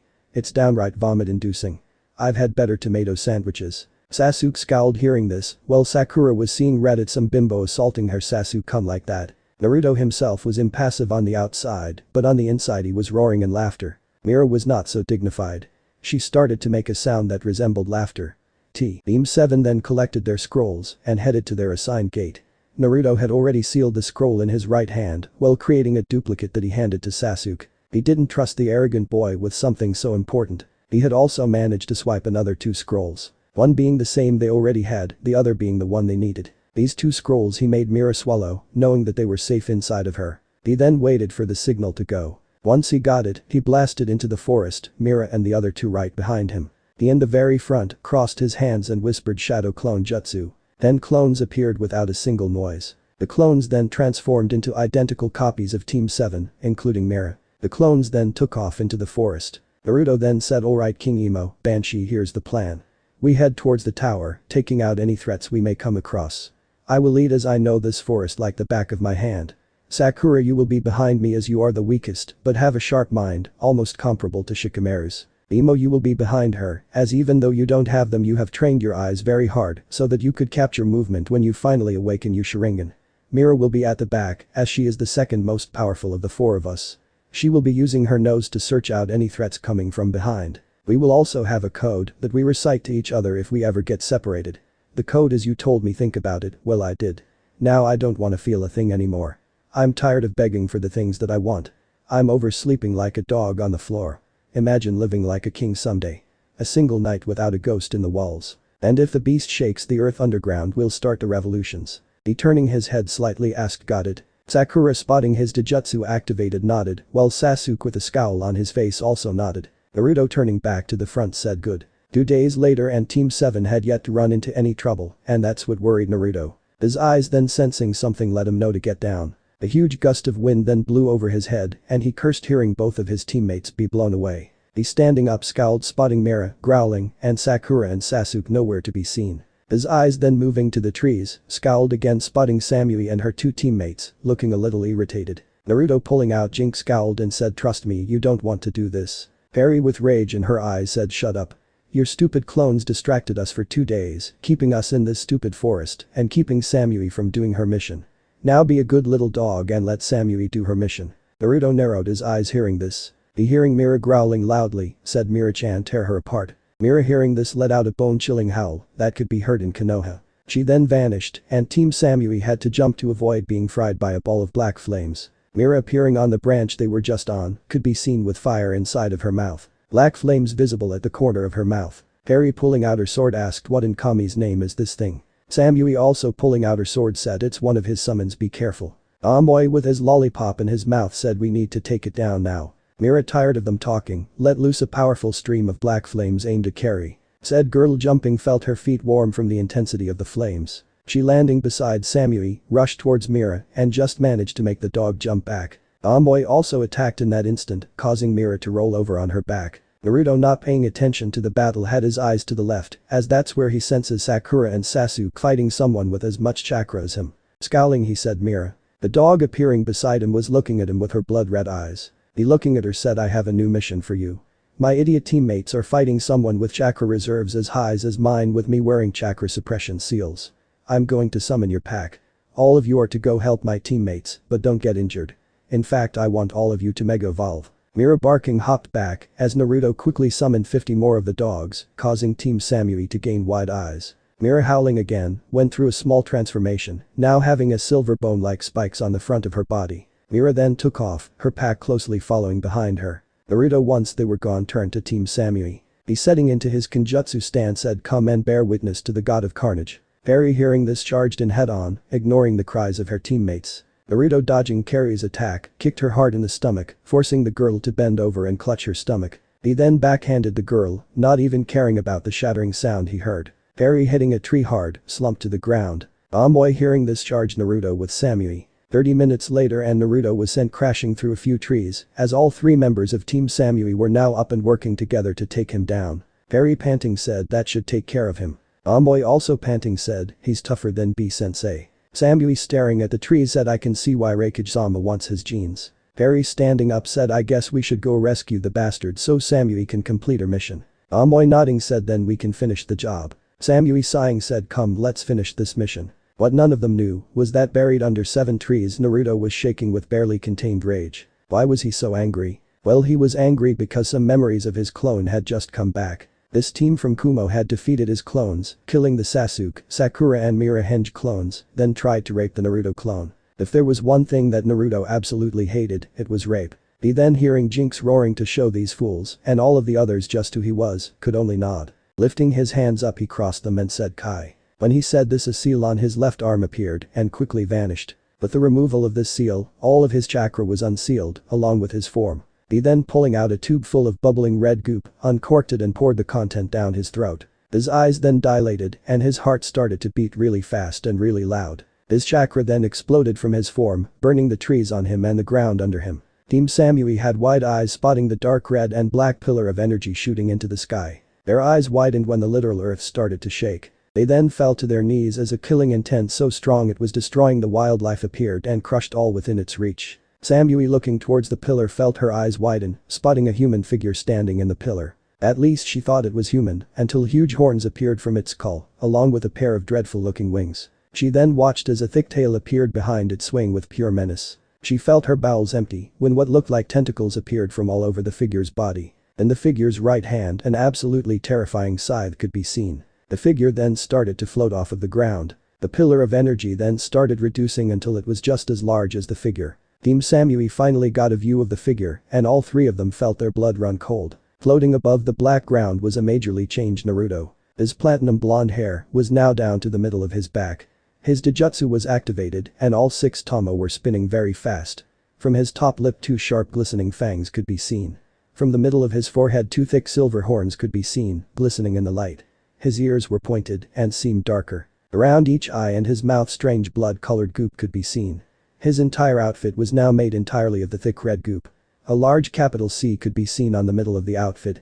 His right arm was now covered in the goop but was now bulging with muscles. The hand was longer and thick black claws could be seen on each finger. Said fingers were wrapped around a massive black scythe looking to be made of the spine of some unfortunate soul. From his back 2 massive dreadful black leather wings could be seen, the thick red goo on them also.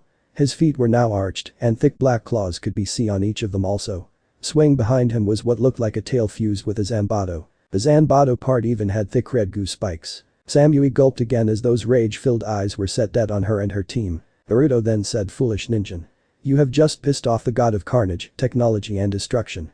Pray to Kami ni that you survive this encounter because I will not be holding back as your mission was to rape me." He then unfurling his wings, let out a bone-chilling, fear-inducing, prayer-inducing, "Run all the way to mama, run as far away as you can roar." Harry hearing said roar could only think Kami ni.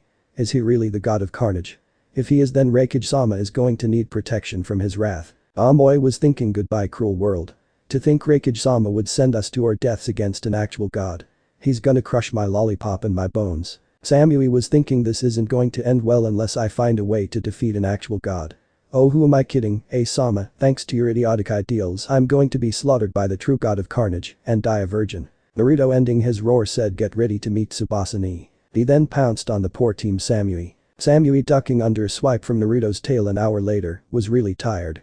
Amoy and Carrie were out of commission. Carrie was bleeding from her midsection as Naruto had sliced her with his scythe. Amoy's right arm was mangled beyond recognition because Naruto had crushed it in pure rage. Samui herself was sporting some rather nasty cuts that were oozing blood. The 3 of them had tried to defeat this new monstrous Naruto but had been completely dominated. What made Samui shake though was that Naruto wasn't even trying. He was doing the bare minimal. She jumping just managed to keep herself from being burned alive by pure white flames. She dashing forward tried to slice Naruto but he caught her sword with his hand. He then turning his head to her locked eyes with her and Samui started to try and get loose. Too bad for her Naruto wasn't having none of that. He reaching forward with his left hand forced her to be still. Looking into her eyes, he activated his psychic powers. Breaking into her mind, he started to literally destroy her mind. He was shattering all her beliefs, all her truths, all of it. Samui's eyes were slowly glazing over. He then sensing someone else attacking his team, growled and tossed the girl away. Roaring he took off into the sky, leaving behind 3 very hurt Kumo-genin.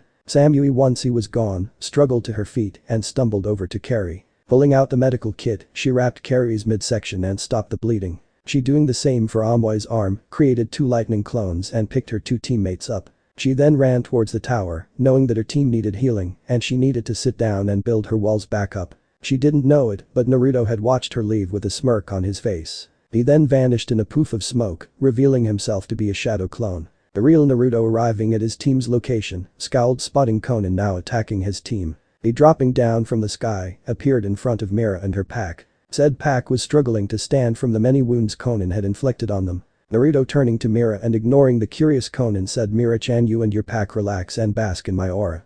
I will handle the so-called angel of aim. Naruto then turned to Konan who with narrowed eyes said Kyuubi Jinchuriki you will surrender peacefully so that we can extract the Kyuubi from you and true everlasting peace can be achieved. Naruto snorting said or you can scurry back to your fake god before I crush your body, grind your bones to pieces and seen what's left to aim in a doggy bag. Your choice. Konan scowling launched a few paper shuriken at him. Her eyes widened when said shuriken were burned to a crisp before even reaching him. Naruto shaking his head said wrong choice. He then vanished and Konan doubled over in pain. She was then sent flying back from a pure kick to her solar plexus. She crashing through a few trees got to her feet just in time for a fist to collide with her face, making her jaw rattle. She was then kneed in the gut and backhanded through even more trees. She then screamed as her arm was broken in 6 different places. She then gasped, feeling Naruto's hand wrap around the back of her head. Her face was then slammed hard into the forest floor, causing a massive shockwave to run through the forest. Naruto then picking her back up, tossed her through even more trees. Konan, struggling to her feet, could feel that a lot of her bones were broken and possibly a few of her internal organs were bruised. She with blurry vision looked up and whimpered, spotting Naruto slowly marching toward her. She, forming a paper spear, tossed it at him but groaned when he knocked it away with his hand. He then vanished again and Konan gasped when his face appeared an inch away from hers. His eyes locked on hers. He, once again activating his psychic powers, started to warp Conan's mind. He then, backing away, said, retreat to aim, recover and tell your fake god that he has drawn the ire of the god of carnage. I am going to rip his head off, place it on a spike outside of my mansion and use it as a scarecrow to terrify any birds annoying me. Konan, with wide fearful eyes, took off in pure fear, going to tell Nagato just what he had foolishly done and alert Hitachi of Naruto's change. Naruto, walking back to his little group, walked over to the duck butt, pushing Sakura out of the way. Spotting the curse mark on Sasuke's neck, he rolled his eyes and said, of course Orochimaru would mark the emo with his Hiki of Doom. It doesn't matter as long as he doesn't test me, we're fine. He then, picking up the emo, turned to Sakura and said, come Sakura, we will end this exam now as we have both scrolls. Sakura, nodding, followed Naruto, who was petting Mira, telling her how much of a good girl she was. An hour later, Naruto was walking slowly towards the tower, letting Sakura regain her strength and Mira explore her surroundings a little. Mira, sniffing a tree, took a piss on it, marking her territory. Naruto looked like he was just walking, but really he was constantly expanding his senses, making sure they were safe. His nose picking up the scent of Kabuto, walked around the boy and finally reached the tower. Opening the door, he tossed Sasuke to the ground. He, ignoring the screeching of Sakura, pulled out the scrolls and opened them. 5 seconds later and a lot of smoke, Iruka appeared. Said man, spotting Sasuke, quickly asked what happened. Naruto, turning to Sakura, who without wasting a breath explained what had happened. Naruto then explained why he wasn't there to help his team out. When he was done, Iruka scowled and said, Kumo never learns, does it? Naruto, snorting, said nope. Now can we please be escorted to a room? I need to sleep and Mira needs her treat. Iruka, nodding, lead Team 7 to a room not too far from the main room. Once inside of the room, Naruto plopped down on the first bed offered to them, Mira hopping onto the bed with him curled up next to him. Sakura blinked when both were soon sleeping. She, shaking her head, climbed into the next bed, ready to sleep herself, but wondering what was gonna happen to Sasuke. Both were soon asleep. At that moment, a bright light appeared in the room. A beautiful woman appeared, looking much like Tsubasa, except she had long flowing red hair. This woman is Kami. She, walking over to Naruto's bed, gently sat down on the bed. Smiling, she kissed the sleeping Naruto on his forehead and said, good night, dear sweet little brother.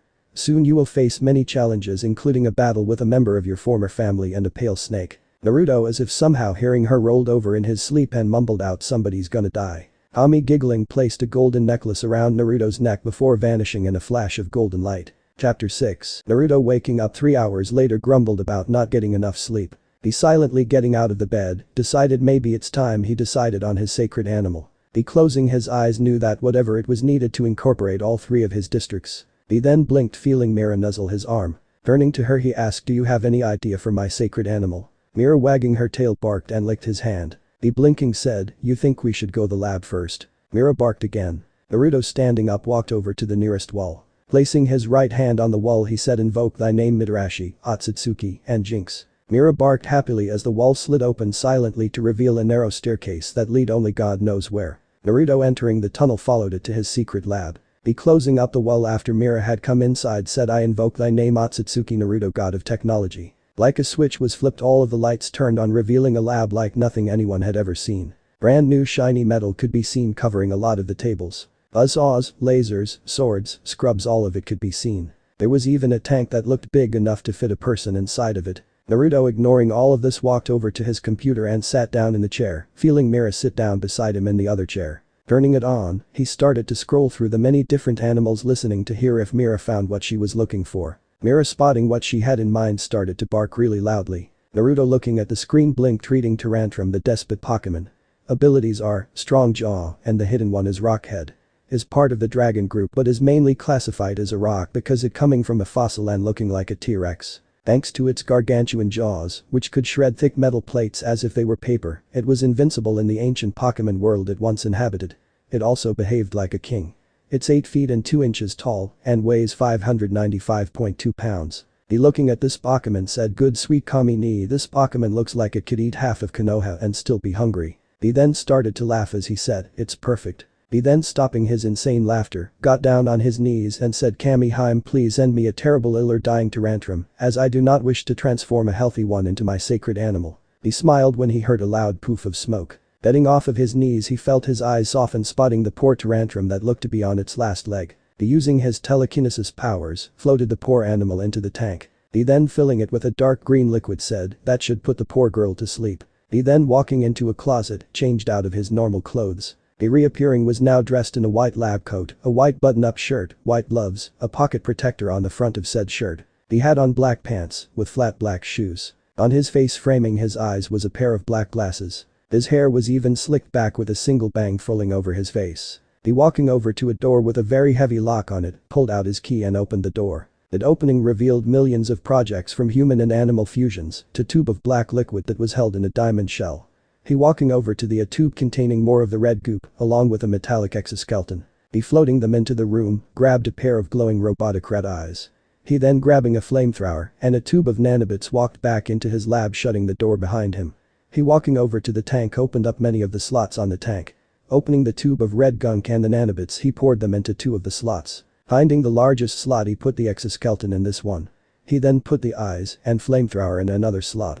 Shutting the slots, he walked over to the computer connected to the tank. He was about to turn it on when Mira whines. Turning to her he blinked spotting her carrying a large purple stone known as vibranium. He taking the stone asked you want me to add some vibranium to the mix? Mira barking wagged her tail yes. He shrugging his shoulder walked over to the slots again and opened one of them. Putting the vibranium inside of it, he closed it and sat down in his seat in front of the computer. He pressing a few buttons was skimming through all of the readings and either cancelling programs or activating them. He then typing in a few things said that's the last program.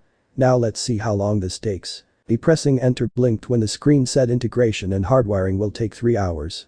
The rest will take a day. Process should be done within 27 hours. Naruto sighed hearing this and said oh well. Guess I'll go back to the room now and go back to sleep. He changing back into his clothes, tossed Mira a ham bone and said come on Mira-chan, we have a nap waiting for us. Mira trotting behind Naruto was wagging her tail, happy to have her treat from her master. The next day Naruto was walking with his team behind Iruka towards the hall where the other genin were waiting. Entering it he wasn't surprised to find all of the teams had managed to survive the exam. This meant that he was gonna have to battle in a preliminary. The ignoring Saratobi give a speech about what the true purpose was about, was letting his eyes roam over Tamari's body. He was mainly shamelessly staring at her ass. Tamari somehow feeling this felt her cheeks heat up as she turned in a different direction. Naruto's eyes then landing on Kankuro, looked the puppet boy dead in the eyes and made a throat-slashing motion. He then blinked when Kabuto, Kari, and Amoy all surrendered, one claiming that he was out of chakra, the other two having legitimate injuries. He then hearing Sakura and Duck King argue, turned to the two of them and hissed Sakura if the emo wants to battle, then let him battle. Sakura hearing this was about to protest again when both Naruto and Sasuke glared at her. She shrinking nodded. The teams were then taken up to the balcony. Naruto being bored decided to listen to some music. Putting his headphones in, he started jamming to the blaring music in his iPod. He then stopped when he spotted a flash of green. Looking up he sighed spotting Gaara and Lee battling. He then said Gaara you are not allowed to kill or cripple Lee. You are to win without taking away his shinobi career. Understood. Gaara blocking one of Lee's kicks, said understood Naruto-sama. Naruto understanding that Gaara was on board, tapped into his demonic chakra and said Shukaku you are not to get involved in this match, because if you do I will remove you from Gaara and seal you in a woman's adult toy, while restricting your powers. Gaara gulping said mother says she understands and will not fail you. Naruto nodding put his headphones back in. About 30 minutes later an Ino nudged him. He blinking looked up at the screen. He scowled spotting that he was up against Link Namikaze. He removing his headphones he handed them to Ino and walked down to the floor. He glaring at his former elder brother took in his features. Link was tall, at 6 feet flat. He had long blonde hair that was covered up by a black cap. Link's eyes were dark blue and cold. He wasn't overly muscular, but had muscle tone.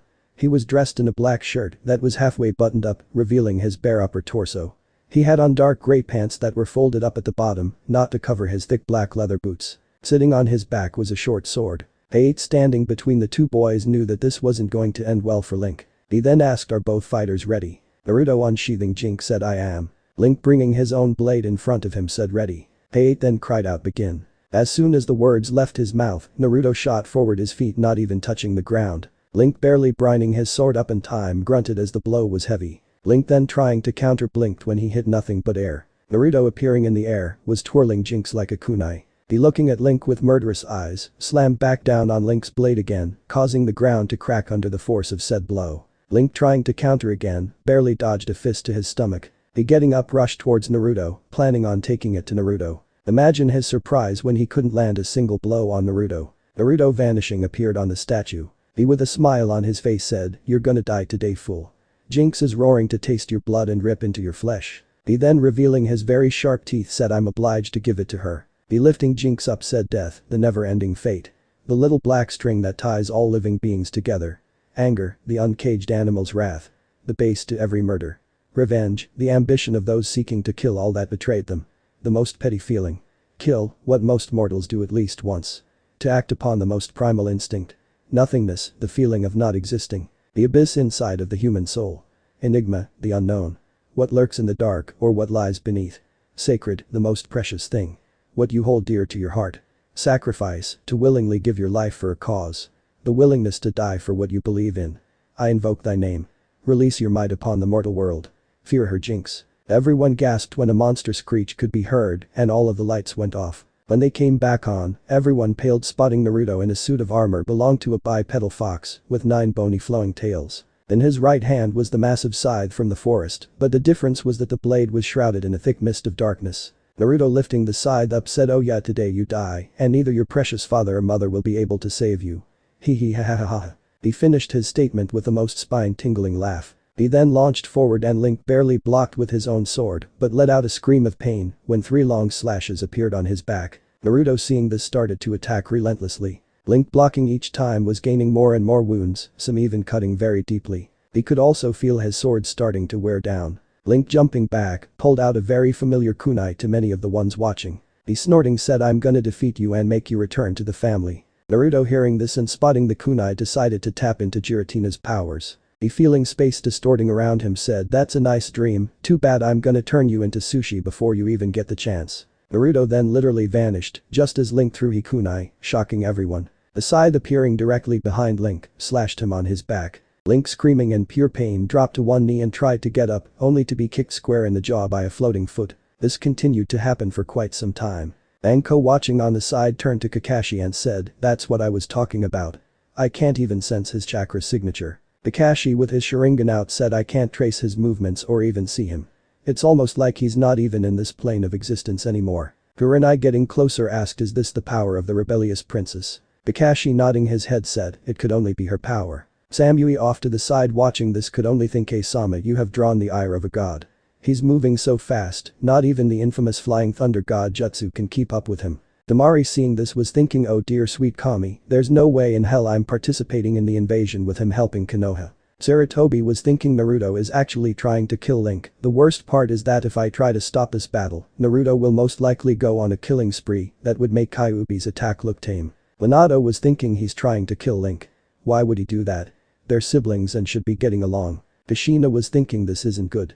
Link is going to be killed all because I decided to follow Minato Baka like a stupid fangirl. Orochimaru was trying not to lick his lips as he thought, "I think I just found another target for my little seal." Naruto then appearing in front of Link, stabbed both of his hands into the boy's stomach. Everyone gained wide eyes when Link vanished in a poof of smoke to reveal Link coming down from the ceiling with orange eyes, with large black bars going horizontal for pupils. A slight red tint could be seen around his eyes. This caused everyone to gasp as Link was in the fabled sage mode. The stabbing Naruto's shoulder gained wide eyes when Naruto vanished in a pool of black liquid. He sensing something coming down from above, rolled to the right just in time to avoid being crushed by a giant foot. He looking up gasped spotting a beast unlike anything anyone had ever seen before.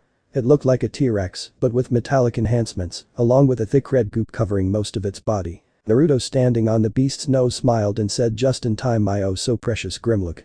Now then show this fool just who he is messing with." Grimlock roaring started to attack Link, who was hard pressed to dodge the monster's attacks. Things got worse when Naruto started to use Giratina's distortion powers again. Link rolling out of the way of a slice by Naruto could feel something about to happen. He replacing himself with a little orange book, sighed as Grimlock snapped his jaws down on the book. Naruto appearing again laughed and said, "Grimlock, show the fool your flames." Grimlock snorting roared and blew out white hot flames that Link barely jumped over. Sadly, this is what Naruto wanted as he punched the boy down hard. Link, landing on the floor, wasn't prepared to be lifted up by his ankles. He was then dragged towards Naruto, who had a fist drawn back. Connecting the punch, a loud crunch could be heard. Link, hitting the wall, knew that his jaw was broken. He then, standing to his feet, went through a few hand signs and called out summoning jutsu. In a poof of smoke, a toad appeared, being roughly the size of Grimlock. Link, on top of the toad, said Gamatatsu.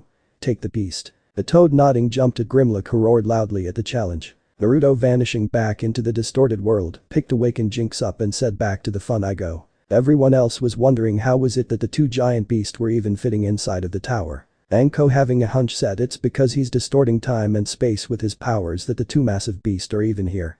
If he wasn't using his powers, we'd be pancakes by now. Kakashi, who was fuming at the loss of his book, said that damn bastard has to die for daring to switch places with my precious Icha. Everyone's sweat dropped hearing this. Kurenai, coughing into her hand, said I think you're right, Anko. Anko, smiling, said good, because if no one had have answered me, I would have told some very personal secrets. Kurenai, hearing this, blinked and asked what secrets. Anko, motioning her to come closer, whispered something into Kurenai's ears. Kurenai was soon blushing bright red and asked how did you find that out. Anko, smirking, said Naruto's my little brother.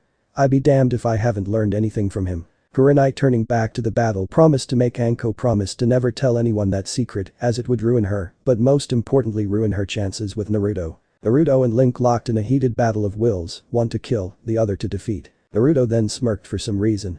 Opening his mouth, Link gained wide eyes as he could feel something building up in Naruto's mouth. He, jumping back, gasped when a solid orange beam came out of Naruto's mouth and destroyed a good portion of the wall. Naruto, closing his mouth, swung with Jinx, making everyone wonder why, until they spotted the thick black line speeding towards Link. Said teen, jumping over the lines, rushed towards Naruto. Naruto, blocking Link's sword with the spine of Jinx, lifted his left hand and said experience my new technique.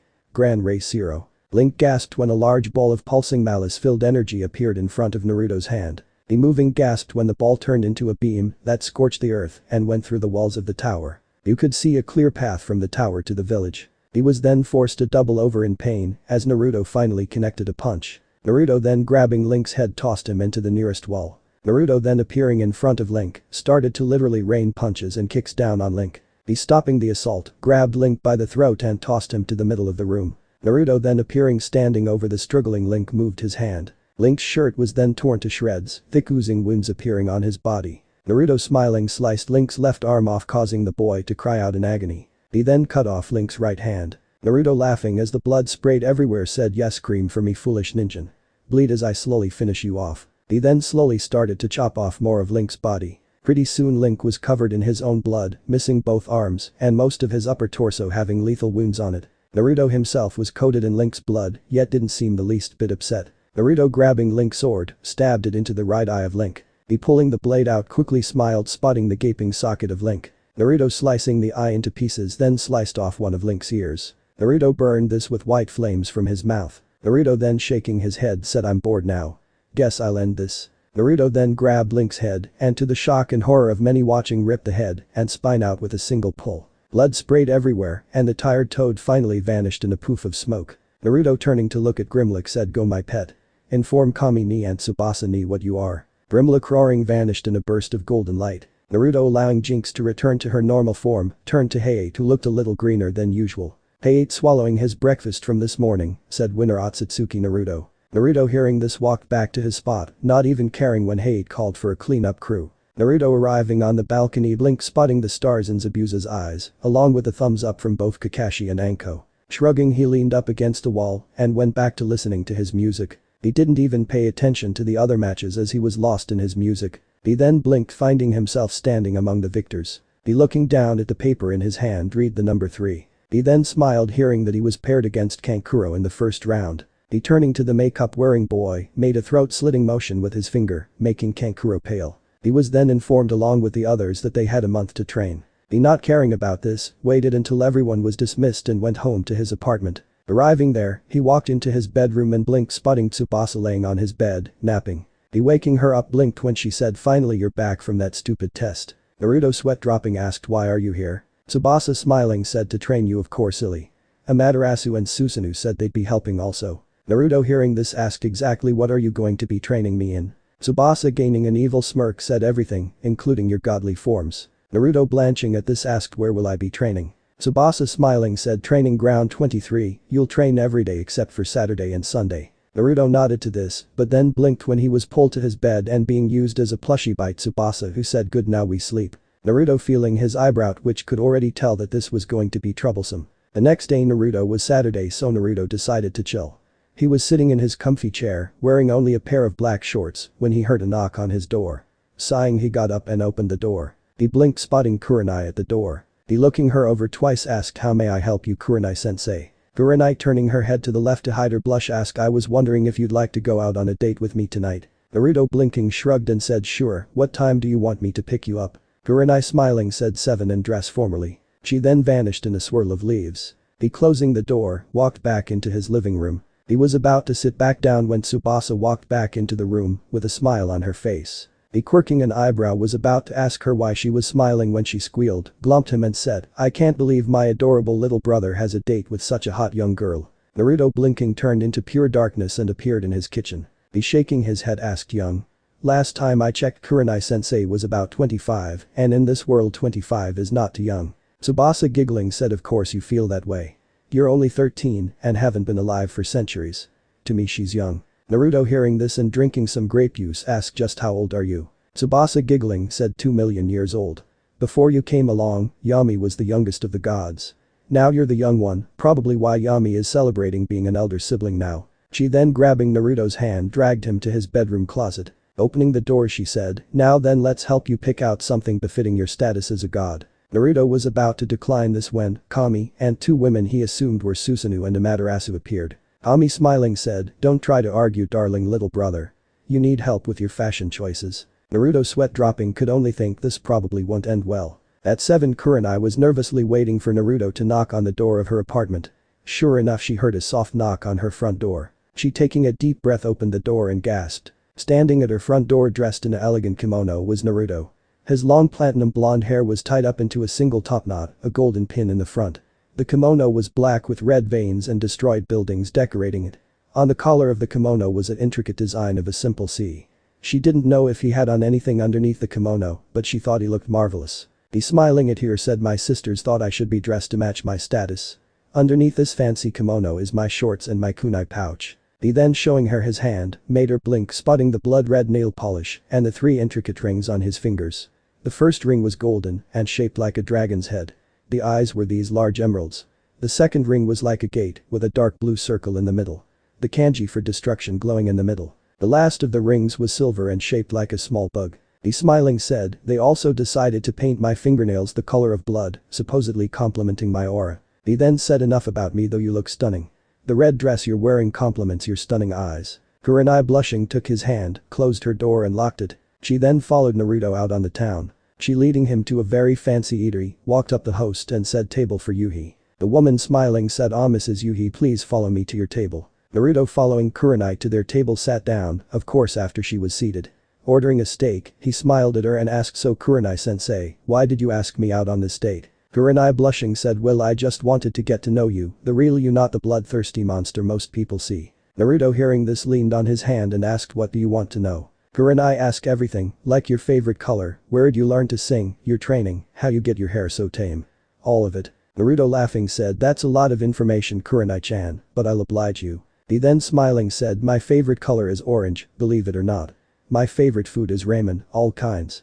I learned to sing from Jinx Ni as she would sing me to sleep when I was troubled during my younger years. She also trained me, along with the old man, Anko, Ibiki, Inachi and Hade. My hair is actually very easy to take care of, as all I have to do wash it, then brush it once. My favorite type of music is alternative. He then started to tell her what she wanted to know, smiling at her captivated eyes. Their meals arrived and the both of them ate, with Naruto still telling her about himself. When they were finished, Naruto was surprised that they were now in a park walking down the paths, enjoying nature. Stopping at a tree, Kurenai said, this is the best date I've been on so far. Naruto laughing said, it's not over yet, Kurenai-chan. Tonight you get the special treat of hearing me sing another song to you. This time it'll be a full performance. He stepping away from her, snapped his fingers, and 4 shadow clones appeared. One clone was on the drums, one was holding an electric bass guitar, another was holding a regular acoustic guitar. The last clone quickly transformed into a female and sat down on the amp. Naruto walking towards the microphone closed his eyes and said, this one is for you, Kurenai-chan. Kiss Me by Ed Sheeran. I don't own. Settle down with me, cover me up, cuddle me in. Lie down with me and hold me in your arms. And your heart's against my chest, your lips pressed against my neck. I'm falling for your eyes, but they don't know me yet, and with a feeling I'll forget, I'm in love now. Kiss me like you wanna be loved, you wanna be loved, you wanna be loved. This feels like falling in love, we're falling in love. Settle down with me and I'll be your safety, you'll be my lady. I was made to keep your body warm, but I'm cold as the wind blows, so hold me in your arms. Oh no, me heart's against your chest, your lips pressed to my neck. I'm falling for your eyes, but they don't know me yet, and with this feeling I'll forget, I'm in love now. Kiss me like you wanna be loved, you wanna be loved, you wanna be loved. This feels like falling in love, we're falling in love. Guitar solo. Yeah, I've been feeling everything from hate to love, from love to lust, from lust to truthy guess. That's how I know ya, so I hold you close to help you give it up. So kiss me like you wanna be loved, you wanna be loved, you wanna be loved. This feels like falling in love, we're falling in love. Kiss me like you wanna be loved, you wanna be loved, you wanna be loved. This feels like falling in love, we're falling in love. Naruto opening his eyes blink, spotting all of the females around him sporting huge blushes, hearts in their eyes, or plain out drooling. The sweat dropping focused on Kurenai, who had the brightest smile on her face. He smiling at this dismissed his clones and walked over to her. He was surprised when she grabbed him and pulled him into a forceful, passionate and hungry kiss. She ending the kiss smiled at him and said, let's go, this place is getting crowded. Naruto shrugging let her lead him out of the park. Arriving at her apartment door, about 2 hours later, she smiled at him and said thank you for the wonderful date, Naruto-kun. Naruto smiling said no problem, it was fun and I enjoyed it. Kurenai smiling decided to give him more kiss. Naruto leaning into the kiss, felt his entire body warm up. Kurenai ending the kiss opened her door and went inside. Once she was inside, Naruto smiled and said Nai-chan. He turning around turned to pure darkness and headed to his apartment. Arriving inside of it, he snapped his fingers and the kimono was gone, replaced with his pajamas. Walking into his bedroom, he sweat dropped finding Tsubasa once again curled up in his bed. He shrugging climbed into the bed and instantly regretted it as she latched onto him and started cuddling him like he was a teddy bear. He blushed when she nuzzled his face and mumbled, you're so warm, Naruto-kun. We're gonna sleep like this for now on. Okay. Naruto sweat dropping decided to just go to sleep and deal with this later. Chapter 7. Monday morning we can find Naruto sitting in training ground 23, his hair looking like he was just waking up and a little drool could even be seen on the side of his face. Honestly, he didn't look his best, hell, he was still even in his pajamas. Tsubasa with a large smile on her face could be seen standing in front of him with a scary smirk on his face. She was also holding something behind her. To her left he could see his other sister Susanoo. She had long flowing dark gray hair that was tied into a ponytail. She had on this black battle armor and in her left hand was a sword that looked like it was made in the very fires of hell. She had a large smirk on her face, spotting her still very sleepy little brother. To the right of Tsubasa was Amaterasu. She had short spiky red hair and tan skin. She was dressed in a black tank top, showing off her tattooed arms. She had on a pair of red jeans and thick black boots. She had the Manjikyu Sharingan blazing in each eye and had a devilish smile on her face. Naruto yawning asked, are we going to train or can I go back to sleep? Tsubasa giggling revealed the object behind her to be a pair of shackles. Naruto had to quirk an eyebrow at this when Susanoo said, these are to be wrapped around your wrist and ankles. Each shackle weighs around 250 pounds. You are to wear these for the entire month.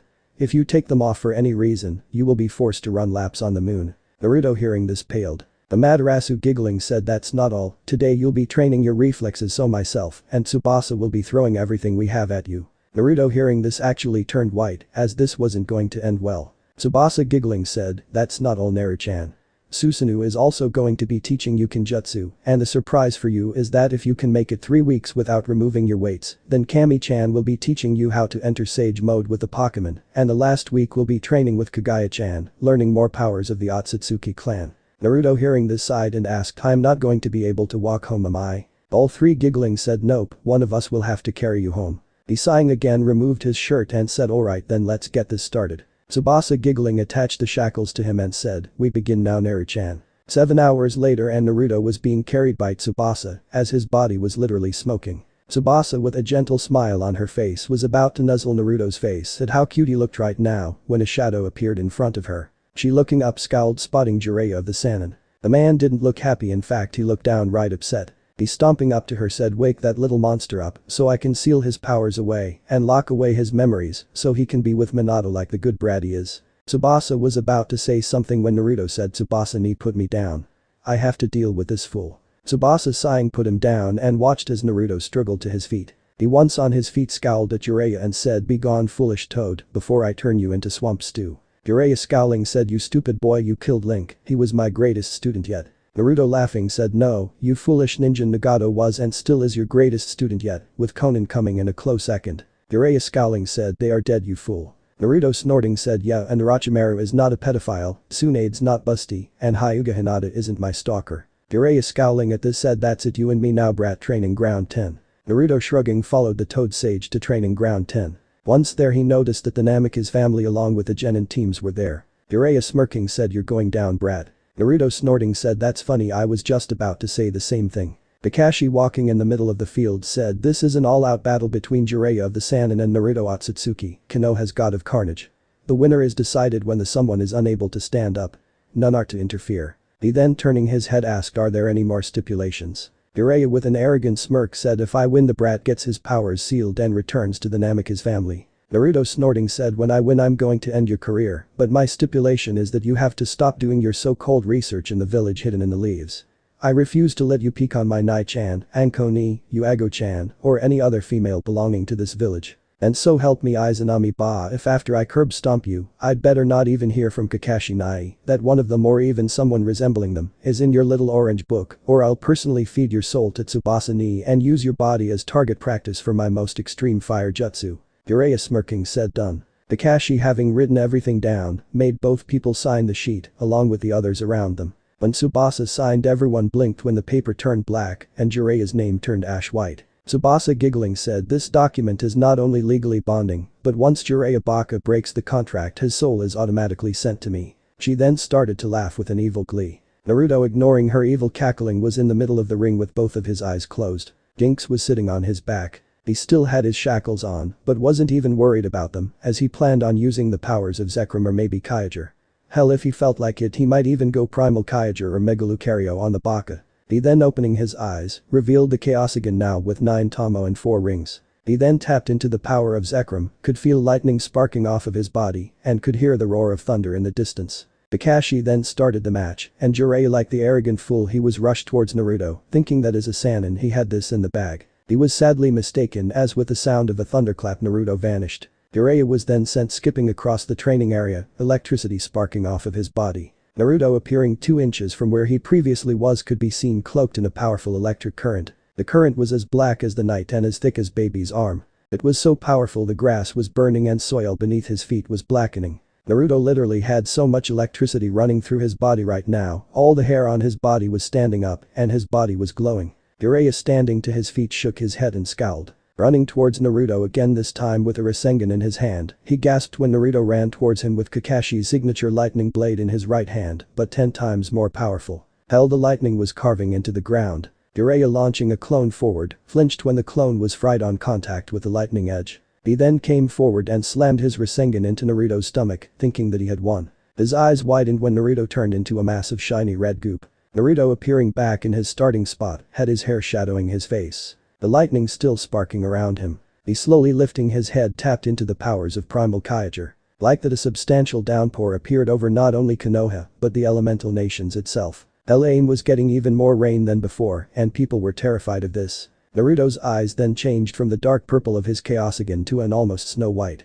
The Tomo and the rings were now purple instead of snow white. Naruto, looking up, seemed to be at peace until he screamed in agony. The scream started to transform from an agony-filled scream to insane, powerful, and dark laugh. The reason why, well, once again Naruto was going through a transformation. His body shot up in height as he went from 4.9 feet tall until he was a hulking 7 feet tall. His hair spiked out and turned to black. Thick black horns grew out of his skull that was covered with what looked like thick white goop. His mouth gained sharper teeth and his 4 large canine teeth were glowing with power. His tongue forked and became coated in a dark red goop. His body gained an extreme layer of muscle, and parts of his arm gained some of the white goop, looking like cartilage connecting his arms together. Thick bony spikes grew out of his elbows. His hands widened and a slit appeared in each hand. In the right hand, a glowing blue orb with the symbol for Alpha appeared. This arm became dark blue, and glowing runes for Alpha could be seen running up the arm. In the left hand was a dark stone pulsing with electricity. This arm turned pitch black and lightning patterns could be seen in the arm. His chest then widened and a slit appeared in the middle of it. Naruto, roaring, tapped into the powers of Mega Mutuo X. A dark purple stone appeared in the middle of his chest. His upper body then turned dark purple and unknown symbols started appeared on his body. From his back 6 large pairs of powerful wings appeared. The first pair was a very dark blue, with a white goop saturating parts of the wings. This pair of wings also looked to be made of water. The second pair of wings was pitch black and sparkling with lightning, and the white goop was applied liberally on the wings. The last pair of wings were dark purple, and the white goop was stretched across the inside of the wings like a protective shell. His lower body became just as powerful as the upper body and just as confused. The feet arched up and thick white claws appeared. A thick and long tail appeared that had spikes going all the way down. The tip of said tail was shaped like a spear. Naruto roared again as the white goop spread across his body and tentacles appeared on his body. On each item a slit as symbol appeared. What looked like black tears come from the edge of Naruto's eyes and trailed all the way down his face. The last thing to happen was for a slit to appear in the middle of his forehead.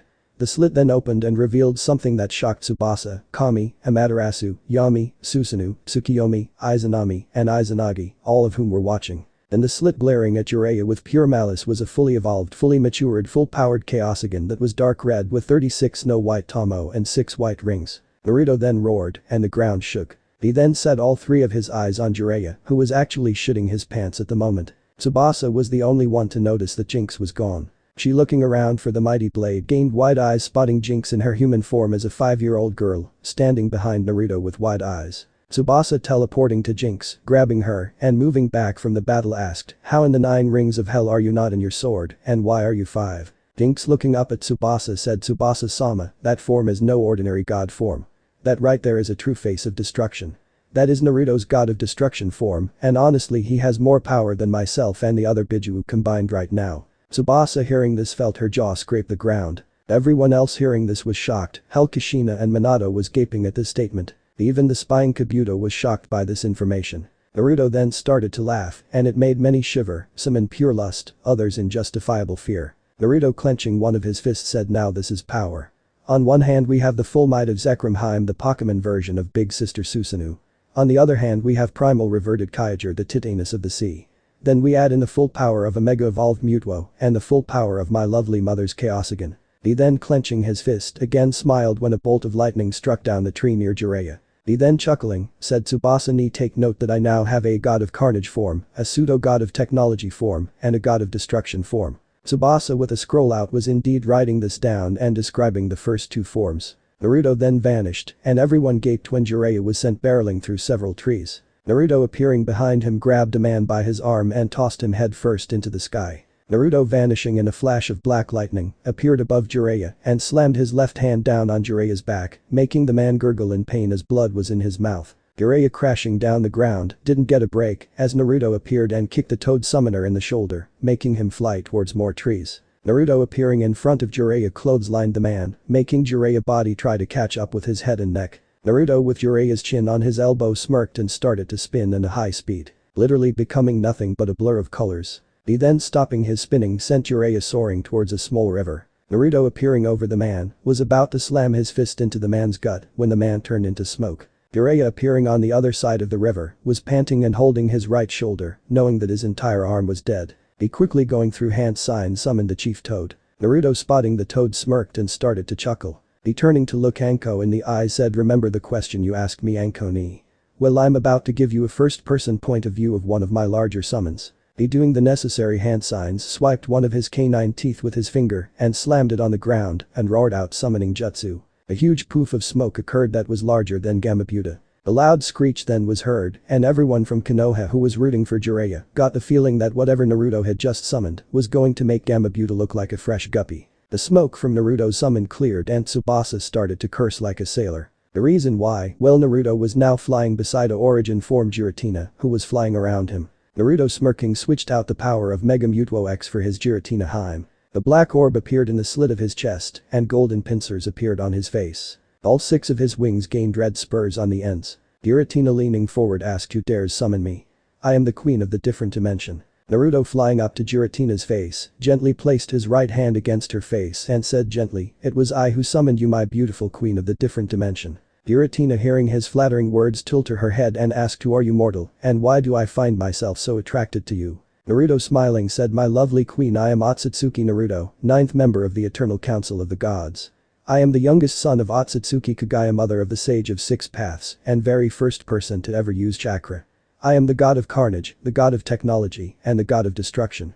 I am also the summoner of all 719 Pokemon including yourself, my rebellious queen. I have been blessed by your mother Kami Haim with the ability to use your powers. Giratina hearing this nuzzled his hand and said, you are the one mother spoke to us about. The newest god and the one who would bring us to a new home. I am honored to be the first legendary you summoned, my different dimension emperor. Naruto smiled at this, ignoring the gobsmacked looks on everyone's faces. Hell, even Jinx was shocked. Amabuta hearing the entire conversation said, oh hell no. Kami-sama warned the summon realm about fighting the new god and her little brother. Jiraiya, I am not about to be turned into chow for one of those damn hellhounds Otsutsuki-sama can summon. He then shook the shocked Jiraiya off of him and hopped over to Naruto, who was looking on in amusement. Amabuta stabbing his dagger into the ground and actually dropping to one knee, said, Lord Otsutsuki, I Gamabuta, chief of the Toad, summons Irby, swear loyalty to you and pledge that no member of the Toad clan shall ever fight against you, your family, or any of your summoner. I also pledge that if you ever need assistance to only ask and the entirety of the Toad clan will be at your call. Naruto smiling said, I accept your loyalty and pledges Gamabuta. Now begging as I have a pervert to finish off. Amabuta nodding vanished in a poof of smoke, making Jiraiya cursing like a sailor. Naruto sitting down on the ground smirked and said, what will you do now, Iro-sanin? Jiraiya sneering held out his hand to form a larger version of the Rasengan. He smirking at the shock on everyone's face, including Minato, said, this is my improved version of the Rasengan. Myself and Link was so close to figuring out how to finish the jutsu. This is my ultimate trump card since I can't use the toads against you. Naruto chuckling said, well then let's see the power of this so-called improved version of the Rasengan. He then crossing his arms said, I tell you what, I won't even lift a finger to defend myself. I let you hit with me with your attack. Everyone blinked hearing this, including Jiraiya. Naruto laughing said, well then come on. Jiraiya shaking his head launched at Naruto with a really big Rasengan and slammed it into Naruto's arms while crying out, Chao Dama Rasengan. A cloud of smoke occurred and most people thought it was over, but Anko knew better. She had this feeling in her gut that attack didn't even bother Naruto. She was right, as seconds later loud amused laughter could be heard in the smoke, terrifying Jiraiya and making many others pale and tremblettjd cough civilian council cough. When the smoke cleared, standing there without a scratch on him was Naruto, Giratina still in her origin form circling his location high above him. Naruto smirking unfolded his arms and said, what a disappointment. Oh well, I guess I can show you a true attack. Jiraiya couldn't even get a word out as he was launched into the sky. Naruto appearing in the sky behind him, wrapped his arms around Jiraiya's stomach. Flying into the storm clouds, he tossed the man high above them. Appearing behind the man, he had his right hand held up high. He letting loose a terrible laugh said, do try not to die from this. Combination Hijutsu, pure destruction. In his very hand the elements of a storm formed. First a lightning bolt appeared, it being the color of blood. It then got surrounded in a powerful wind current. In this wind current water could be found. Then the lightning bolt was encased by a thick iron casing. That casing grew lovely flowers and a few roots appeared at the edge. Then the metal casing got a thin layer of ice on it. Finally the entire thing was trapped inside a pink crystal shaped like the snarling face of a dragon. Naruto then tossed it at Jiraiya as the man was falling through the storm cloud towards the same river that Naruto had tried to knock him into earlier. The attack hit him just as he breached the clouds again, this time soaked to his skin by the torrential rain in the clouds. There was a huge explosion and his scream was so loud it could be heard all the way in Demon Country. He then hit the river hard, making him scream even more as the lightning bolt hit him again once he made contact with the water. Everyone flinched hearing him scream and wondered what was going on. Well, everyone except for Tsubasa, Jinx, Kakashi, Anko, Sarutobi, Konohamaru, Mogi, Yuden, Haruka, Yuago, Ino, Shikamaru, Hinata, Kiba, Kurenai, Shino, Chaoji, Asuma, Tenten, Lee, and Niji. They weren't wondering because they were looking through Sarutobi's crystal ball to witness. Anko giggling like a schoolgirl said, that was the most badass, purely destructive, flashy, impossible, illogical thing I have ever seen. She then wiping away a tear said, I'm so proud. Kakashi shaking his head said, it seems like just yesterday I was teaching him how to walk and talk. Now he's creating and using S-rank jutsu like it's normal. He then started to cry in joy as he said, they grow up so fast. Sarutobi shaking his head said, I remember when he was just a snot-nosed kid who had eyes only for two things. Ramen and his Anko ni. Now he's a B-rank shinobi in the bingo book, a god, part of the Eternal Council of Deities, and one of the most powerful shinobi Konoha has ever produced. He then wiping a proud tear from his eye, said, damn, I'm proud to call him my grandson. Jinx drooling said, me want Naruto. Me want have Naruto's kids. Me seduce him. Tsubasa had a dictionary in her hands and was writing in it. She drawing Naruto's picture for the definition of destruction said, my little brother just literally redefined the word destruction. She shutting the book with a goofy grin on her face, said he is definitely a member of the family now. I mean what other family can admit to doing shit like that? Konohamaru, Mogi, Yuden, Ino, Kiba, and Chaoji all had stars in their eyes. At once they all said that was so fucking awesome. I wonder if he'd be willing to teach me that. Iruka hearing this quickly made a note to beg Naruto not to teach that to Konohamaru, Mogi and Yuden, and to also find out when did the three learn such foul words. Kain and Akane turning to look at each other, both nodded and said never ever piss of Otsutsuki-sama. Iruko putting some of her red hair behind her ears, said stupid Iro-sanin. I'm probably gonna have to heal him now. Damn. Itsumi in the shocked Kushina's arms was bouncing up and down in pure joy, squealing about how awesome that was. Kushina herself was trying to calm her rapidly beating heart as what Naruto had just done was godly. Minato was pale and sweating as Jiraiya was most likely dead or knocking on death's door. The civilian council was already making plans to instantly get on Naruto's good side or they were royally screwed. The Budo was staining his underwear on both ends, terrified at the pure destructive power Naruto had at his disposal. Sasuke was fuming in jealousy. Sakura was now changing her focus from Sasuke to Naruto, realizing that Naruto could destroy Sasuke with one finger tied behind his back. Shino pushing up his shade said most terrifying. Kurenai had a hand over her mouth at this. Hinata was giggling like Jiraiya would be if he was near a bathhouse. Lee had flames in his eyes and shouted Yosh. Niji was wondering who would win an all-out battle between he and Naruto. Ten like Hinata was giggling in pure perversion. Asuma letting his cigarette drop from his mouth in pure shock was feeling very afraid of Naruto. Shikamaru sighing mumbled troublesome gods. Taoji was shoveling popcorn down his mouth enjoying the show. Yuago was wiping the drool from the corners of her mouth at how badass Naruto was being. Naruto landing smirked at the smoking form of Jiraiya. He then walking over to the man said now to finish you off. 2 clones appeared and grabbed the man. 2 more clones appeared and grabbed the man's legs. Jiraiya was now laying flat on his stomach and Naruto clone holding each of his limbs. Naruto jumping into the air, flipped over with his left foot raised high. He descending on the squirming Jiraiya said shades of Senjutsunade. Heavenly curb stomp. He then slammed his left foot down on Jiraiya's spine, smirking at the loud sickening crunch that could be heard. This was followed by Jiraiya screaming very loudly. He dismissing the clones, walked over to Tsubasa, slowly coming out of his transformation. When he reached her, his eyes rolled to the back of his head as Tsubasa barely caught him in her arms. She giggling said he won and Jiraiya will never be a shinobi again as Naruto has basically crippled him from the waist down. She then smiling turned to Jinx and said come Jinx we need to get him home.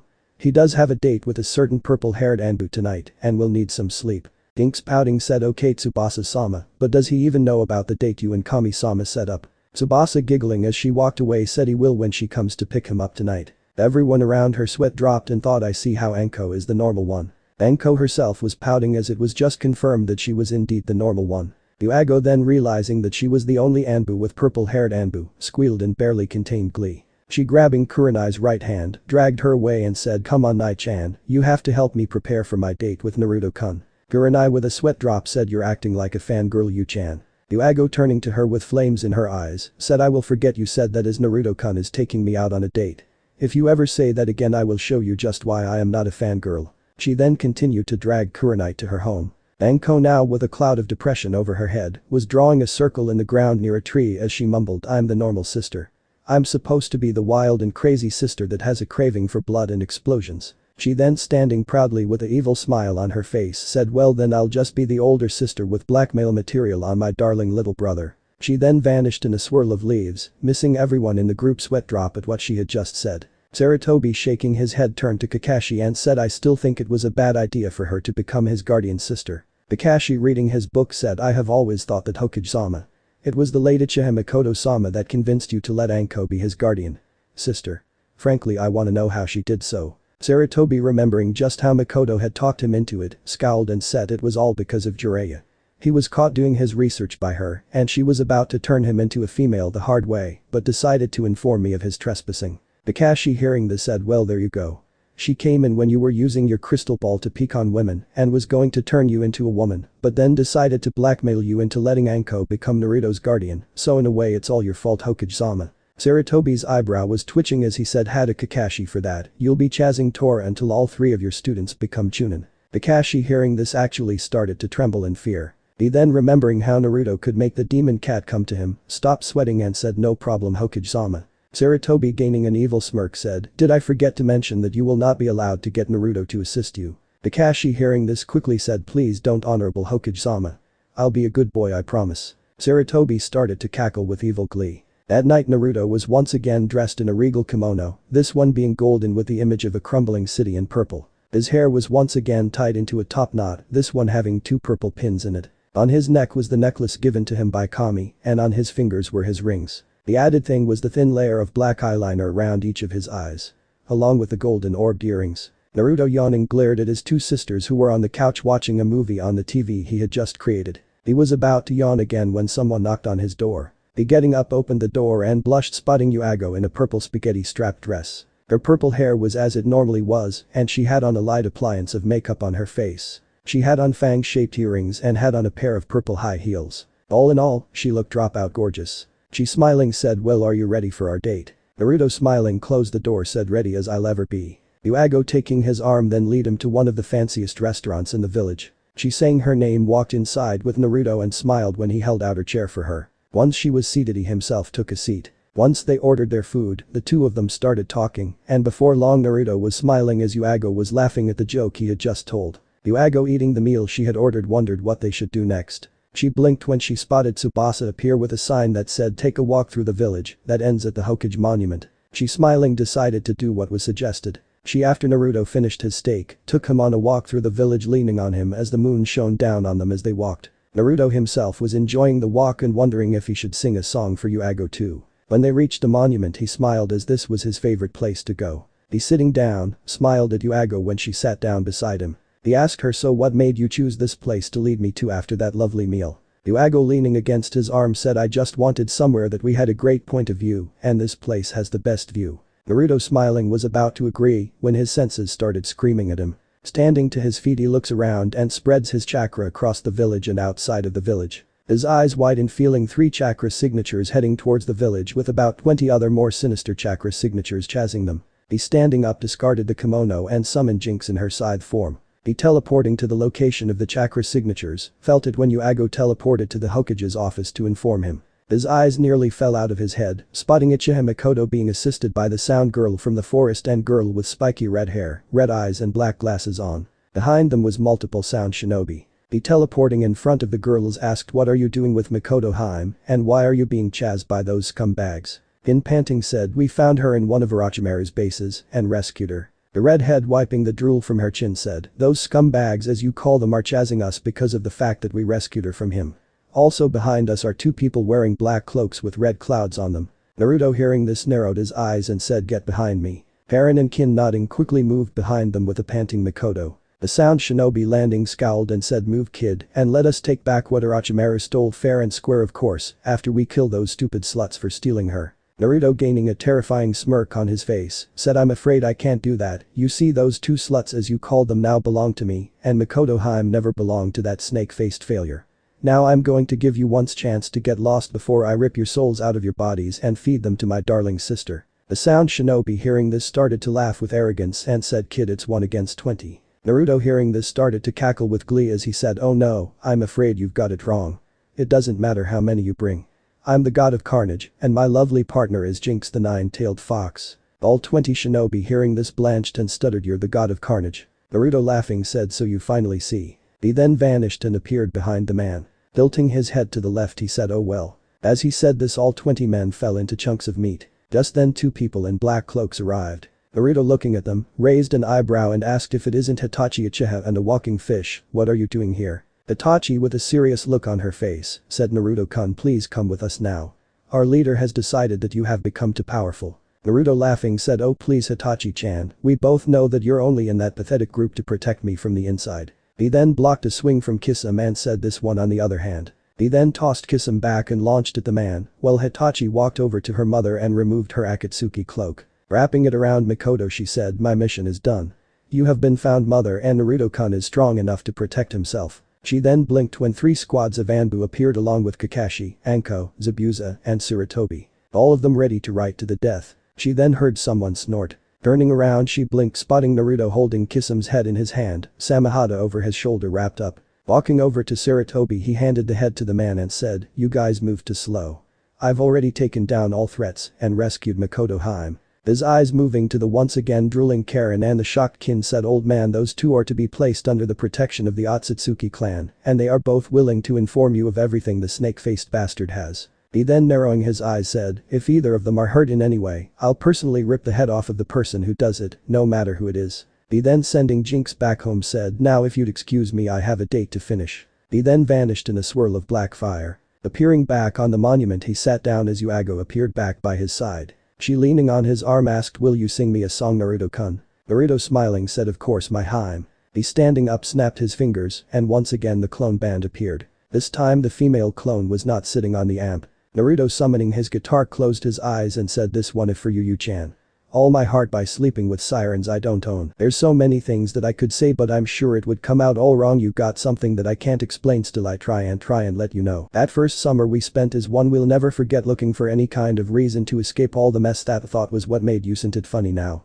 We can see who we're meant to be. You still have all of me, you still have all of me, you still have all of my heart. Ooh. There's too many times I have to say he could have been better and stronger for you, and may you always make me feel okay. Those late summers we spent stay up talking all night. I'd ask you think we'd ever make it, you'd say I'm sure if it's writing it funny to think just how stupid I used to be. Hope you always believe. You still have all of me, you still have all of me, you still have all of my heart. You still have all of me, you still have all of me, you still have all of my heart. Let them talk and talk and talk, let them say what they want, we'll laugh at the thought they don't know what we've got. Every year that goes by, a year older we are, you'll still be beautiful then, bless your beautiful heart. They'll talk and talk and talk, how crazy is it someone could waste their whole life hopelessly just patiently waiting for a love like you and me. You still have all of me, you still have all of me, you still have all of my heart. You still have all of my heart, you still have all of my heart, you still have all of my heart, you still have all of my heart, you still have all of my heart, you still have all of my heart, you still have all of my heart. You still have all of my, I've been waiting my whole life. You still have all of my for someone to save me, still can't believe that you're mine. You still have all of my heart. Naruto opened his eyes and sweat dropped, spotting Yuago with hearts in her eyes. He then hearing someone shout his name, looked down at the village and the sweat drop grew, spotting all of the women in the village all below them, swooning at the fact that he just sang to Yuago. He making the clones vanish, was about to leave to his apartment when his right arm was grabbed by Yuago, who had nothing but lust in her eyes. She smiling said, the date isn't over until I say it's over, Naruto-kun. She then teleported to her apartment still holding on to him. She locking the door to her apartment, shoved him into her bedroom. Naruto landing on her bed wondered what was going on when she came in just her underwear with a lust-filled smile on her face. She then walking towards him with swaying hips said, I hope you're ready, Naruto-kun, because you're not leaving this room until tomorrow. Naruto sweat dropped hearing this and thought that's why Tsubasa said she'd see me tomorrow. Damn it. She knew this was going to happen.